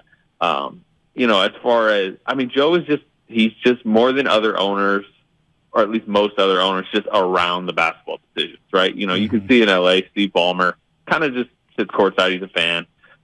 And, you know, there's a lot that's good to what Joe Lacob does, obviously, particularly from a financial standpoint, from a competitive standpoint, just ambition. It's been very good for the Warriors, but, you know, his basketball opinions carry a lot of weight. And, you know, is that good or not? It's tough to be in my opinion, overly critical of the Warriors over the last decade because of all the success they've had. But, you know, however this era ends and as it transitions over the next decade, Joe Lacob's decision-making power will very much be judged, I think, over the next, you know, decade. Wow, there is like so many angles we could take this in. I mean, this is kind of an incredible story. Right. Bob Myers himself was a sports agent, became obviously I think he was assistant general manager with the Warriors, rose to manager, and now he's doing the podcasting on the side. So it's hard for me to not think about someone like Sean McVay, who's been getting tempted back and forth to leave coaching and go into broadcasting, where you can make a lot of money and not have to deal with maybe some of the day-to-day stresses of the competitive fires and stuff. Is he burnt out with running the team day-to-day? Is it just an easier life that he's looking for? Do you think the broadcasting factors into this at all? I think it's kind of TBD. And, you know, I like that you brought up Sean McVay. Sean McVay kind of flirted with it all year, right? Yeah. Even by the week, whatever it was, 18, it was like kind of thought that he was ready to walk away. And then he comes back, right? Yeah. Right. So, you know, there's pondering going on. And this is not just a Bob Myers thing, right? I think Draymond Green's probably sitting there pondering his future right now. And really everyone involved. This does feel like such a pivot point just from an organizational perspective. Yeah. Bob Myers is right there in that group. You know, we'll see, but yeah, clearly he's, you know, nibbled around different ventures. I mean, you mentioned the podcast one. There would be several teams in the league that wouldn't mind, you know, getting Bob Myers to run their basketball operations. You know, Philadelphia in the past before they got Daryl Morey was quite interested. Weren't the Lakers interested too at some point, like 2 years prior to the Philadelphia Sixers wanting him in 2018? Yeah, I don't know the specifics on that, and obviously they got Pelinka however many years ago that was, and, you know, Pelinka, I remember when the Pelinka was hired, it was like they're trying to find Bob Myers 2.0, right, bringing him out of the agent ring. They've always almost been connected speculatively just because of Bob Myers' connection to L.A. and just the glamour of the Lakers franchise. But would the Lakers be willing to pay what it would take to get Bob Myers? I mean, you know, they've kind of historically, at least lately, been a little bit cheap. At the end of the day, when Bob Myers' contract runs out in July, I get the sense that Joe Lacob may cave in and make him the highest paid president of basketball operations, GM, whatever you want to give him, Bob Myers that title. It feels like Joe Lacob will cave in because he tends to do that when it comes to these big money deals. Do you see it like that, Anthony? There are people I've spoken to who believe that like, you know, who end of the day, like Joe Lacob pays, right? And this is non-tax money, right? This isn't like, oh, you're paying, you know, Bob Myers $16 million a year, and that's X amount in tax. It's untaxed, which I think matters here. And you know, Lacob would contend and has contended even publicly, like he's made good offers. You know, so we'll see. I think again, part of it is what we were talking about earlier. Bob Myers needs to decide what not only the future for what for himself, but what is the future of this team going to look like? You know, how much of a transition will this be next season to the next era? You know. Are they going to run the core back together? And some of that might matter what happens in the playoffs. You know, if they win again, it's probably harder to break everything up. If this flames out, if this season continues to you know putter around 500 and they're in the play-in and it feels like 2 seasons ago, maybe that dictates things. And that's, you know, again, the story that we try to lay out the situation, but I think we also are like nothing has been officially decided by anyone yet. Right. It is just these like waning days and like. This dynasty was always going to break up at some point. It's honestly lasted a lot longer than all of us thought. Yeah, absolutely. Right. I mean, Bill Walsh walked away at the height of his powers. Yep. I mean, there's lots of different guys in sports that, you know, for whatever reason, walked away to pursue something different challenges, stress, like you name it, health, money. Like there's a variety of things. There's a successor question I have in a second. But, like, let's get back to the podcast for a second because I listened to the podcast, and it feels like, for right now, a side project. And I'm sure it can become a main source of income if he chooses to go that route. But the sense that I got from listening to him and Steph Curry, boy, it felt like he was like tied to Steph Curry and him staying around. At least that's the impression I got. Maybe I'm off base here. Like, he's going to stay around as long as Steph is here, and he recognizes how special what they've had, the run is. What sense did you get from that podcast? Was there something else you interpreted? I didn't go too deeply on the interesting part was just him dipping his toes into the media waters, and I've had conversations, and you guys would probably agree, having interviewed Bob, he's the there best. are people in the media world who believe he would have to be good if he, committed to that. Right. He would be incredible. That's one thing I took away. As far as him and Steph, I didn't need the podcast to know, Steph Curry, loves Bob Myers. That he's the conduit between players, coaches, and the ownership group. Bob Myers behind the scenes, as good as he is maneuvering questions and doing the media stuff, he's just as good, in any environment behind the scenes, just problem solving. And his kind of bigger picture perspective and the way he views the world really is similar to Steph, right? You've had their conversations click so well. So I think just having Bob in such a position of power has been so beneficial to Steph over the years. And in the podcast that you mentioned, they really talked about it. They went back to the ankle injuries from way back in the day before the extension was signed. And it was incredible. Yeah.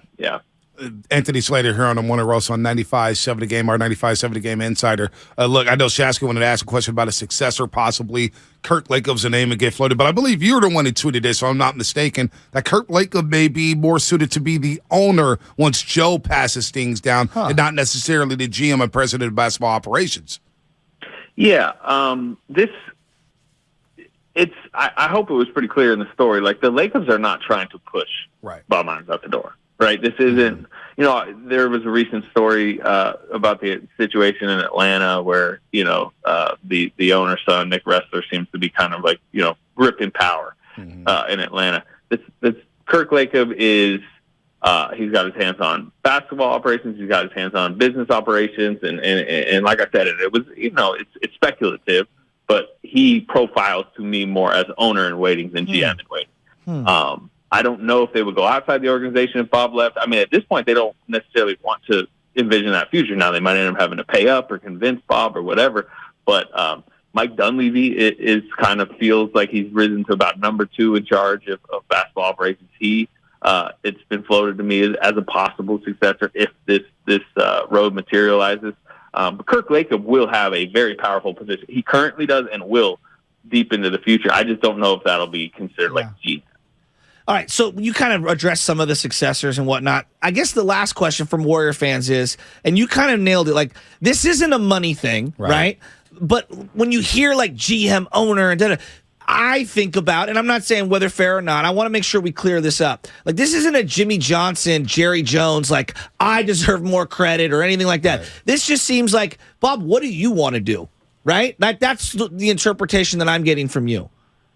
Yeah, I do think money's matters here. So money, okay. Yeah, he wants to be paid. He wants to be the highest paid executive. Gotcha. Okay. He's what? I saw your story. He's 7th, 8th, or 9th, and Lacob said he was top 3, maybe? Yeah, and part of, what we put in there, this isn't, player salaries where you can just go to, sportstrack.com or whatever, right? Pull up, this guy makes this much, blah, blah, blah. Yeah. It's very much a more secretive world with, incentives and contracts are either hidden or artificially pumped up or whatever. Clearly there is a kind of dispute on where he necessarily ranks, and that probably matters. Who do you consider an executive? Do you consider Greg Popovich an executive, even though he has control power, Pat Riley, whatever? But Lacob's gone on record saying that Myers is top 3, and several of the people behind the scenes, more, I guess, on the Myers side of any, I guess, negotiation, whatever you want to say, don't think he is. All right. Quickly here about the basketball team. Grizzlies in town today. Warriors, maybe their best win of the season Friday night in Cleveland. No Steph, no Wiggins, no Clay, no Dre. And then they all come back Sunday against the Brooklyn Nets, and they get outscored by 16 in the second half. Probably their worst. Well, there's 9 candidates for worst loss of the season. Now the Grizzlies are coming to town. I kind of expect the Warriors to win tonight because this is the way the season is gone, Anthony. Yeah, I mean, the one thing the Grizzlies do is like fire up the Warriors' engines. I don't expect a low energy effort from the Warriors tonight. And 2 days off, Memphis is a little banged up. They're 0-4 on the current road trip. I was actually at the game in Sacramento the other night. Steven Adams is really limping around. I'm like, he does not look like a guy that's playing in 2 days, and then boom, they hit you with the PCL strain. That's a pretty big deal for Memphis. John Morant sat the game against the Kings. He's going to be back tonight. So I think it's a good time for the Warriors to get Memphis. They're just like their mojo's not there right now. But again, I mean, you kind of mentioned in the lead-in, like, I'm not predicting any game this season for the Warriors. I have no idea how any game is going to go. But the one thing I will say is they've gotten up against rivals, right? Right. Celtics blow out at home, the Grizzlies on Christmas, and even the Celtics game in Boston, they didn't win it, but that was a really good effort. So I would expect them to bring it tonight, but Memphis is going to bring it too, right? You would, at least from an energy perspective. Dillon Brooks for sure, right? It's just maybe we bring Shannon Sharp up. I was going to say we should fly him up immediately. Thank you, Anthony. It was a great article. I'm on The Athletic. Yeah, we obviously love your success. We're happy for you, and we love when you come on here and break it down. All right, fellas. All right. Hey, any tips on going to Philadelphia this weekend? We're going to Philly, baby. Get some cheesesteaks. There's about 95 different places to go. I like chicken cheesesteak personally. That's just me. Food is done. You know me. I love food, Anthony. You look at Shasky. We both love food. Food loves us. We love food. But what about the crowd? Lincoln Financial Field. I was going to say, don't let any potential, Bud Light or liquor or whatever you might consume up there. Don't let it get you overly confident. Don't be saying some stuff that you shouldn't. I mean, that's you going deep into the Philly parking lot there. It's a cool setup. Have you guys ever been? Yeah. They have Citizens Bank Park right across the street from Lincoln Financial Field, Wells Fargo Center, which, by the way, the Nuggets are playing the Sixers. We're trying to get some tickets from our old co-host, Kate Scott, trying to get some plug there for Saturday Embiid against Jokic. So it's a great structure over there. Yeah, and they got a big, kind of entertainment area in the middle. It's cool. It's like almost reminds you of what Oracle in the Coliseum used to be, except even bigger, and you add an extra arena to it. So it's cool. Enjoy yourself. All right, Anthony. We'll talk to you soon. How confident are you guys feeling though? I feel good. Shasky's worried. I'm He's about always a 5 on a scale of 1 to 10. Yeah, Eagles look good. Eagles look good. Newsflash: Eagles are good. Yeah, I'm at a 9, Anthony. Very good. I'm maybe arrogant. I'm a little arrogant right now, but I'm confident. I'm teetering toward Emmanuel Mosley, Brett Favre, number 4. All right, got to find another number 4. George Springer. Brett Favre's canceled. Yeah, Anthony. We'll see you later tonight at Chase Center. You're right. All right, see you, buddy. All right, man. You got to find a number. Derek Carr. Yeah. That's a bad number 4. What about Dak Prescott? Anthony Slater joined us on the Bud Light guest line. I hope you know that we are definitely going to get in trouble with the boss in this meeting. All postseason guests appear on the Bud Light guest line. Minutes. Bud Light, easy to drink, easy to enjoy. I already know what's going to happen. I'm not going to talk to you guys anymore about the guests. You already know how it's in it. 20 minutes. Just tune out.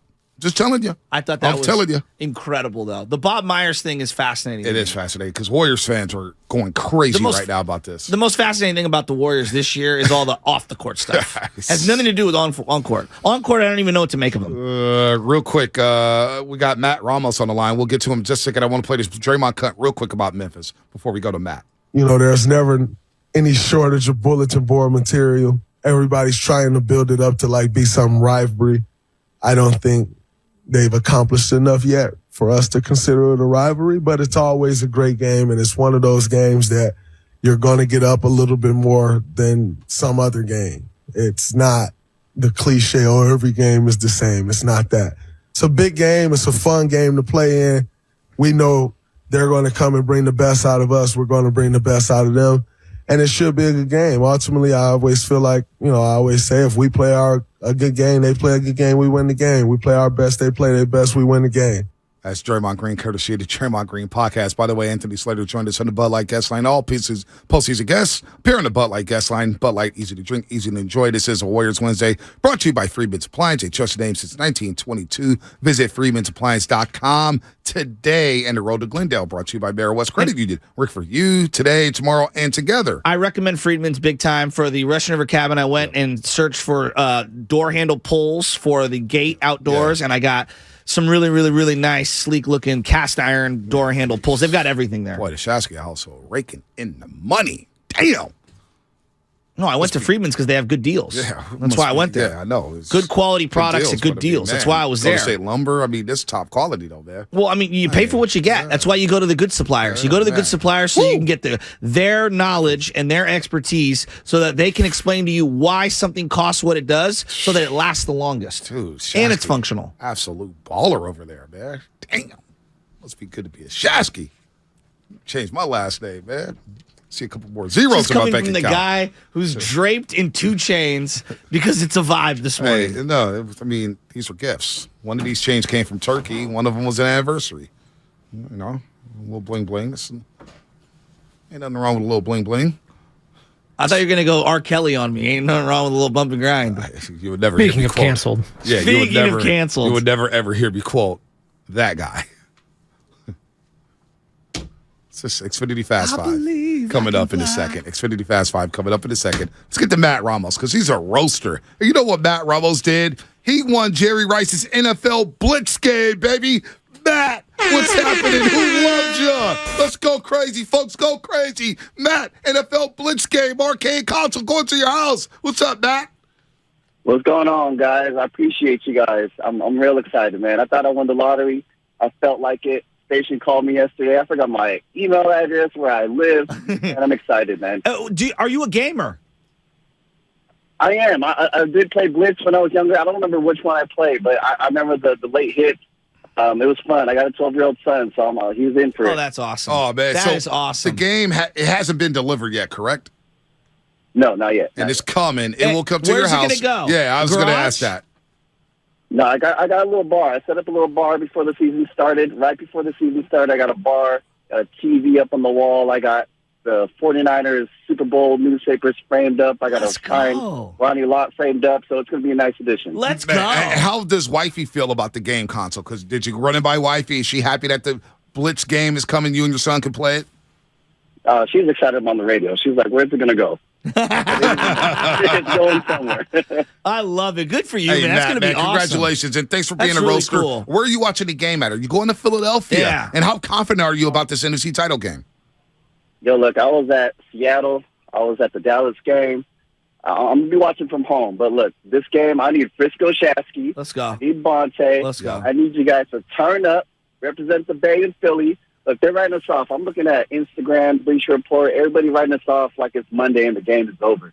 We're going to run it down their throat. We're going to run through that front five. Let's go. Our defense is going to shut it down. We're going to punch them in the mouth. 49ers win 24-17. Ludman, play the sound. Lock it in. 24-17. Niners Super Bowl. Let's go. I love that, Matt. I love that, Matt. Hell yeah. Matt. Congratulations, Hell Matt. yeah. Give him an applause. Get him out of here. Celebrate. He's a roaster. Matt Ramos, man. So I don't know if he deserves the applause there. No, come on. Give it to him. He won Jerry Rice's NFL Blitz game, arcade console. You got to show Matt some love on the way what out. did you say? Yeah, you just... Ludman, what'd you say? Oh, no, nothing. We can go on to Xfinity Fast 5, though. No. What'd you say? I want to know what you said. He's the best straight man in radio right now. I said it's a compliment. He doesn't even know it. Oh, you were called Ludman. That's a compliment, you know? Oh, yeah. Look how happy he is. By the way, I'm always happy. Do we have time for the fantasy playoff rankings? No, I guess we'll do that tomorrow. We can do I'll that tell tomorrow. you this right now. Me All right. taking Burrow number 2 was the best pick of the draft. You were like, oh, you're going to leave me Josh Allen? Now who's feeling good? The guy who took Brock Purdy number 3.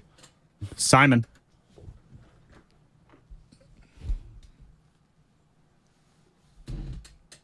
Good pivot. And not only is Simon feeling good, well, Tyler Miller may be feeling good, not after that Dak performance, but he may be there in the top 3. I think I'm eliminated. I have no more quarterbacks left. Oh, you're out? Yeah, I'm out. Josh Allen. Guess you don't know football. Yeah, I guess I not. gotta hope Mahomes advances. That's the only way I get in. Ludman, who did Ludman have? I don't know. He Who had cares? Carlos Correa. He's so excited Going to the about mess. this. He's so excited about the quarterback rankings. We're trying to get it in all show. I had Trevor Lawrence and Kirk Cousins. So, you're that's done. a fart noise. Oh, my God. Yeah, so it's between Simon Shasky and Spadoni and Tyler Miller. Quarterback playoff rankings. All right, Xfinity Fast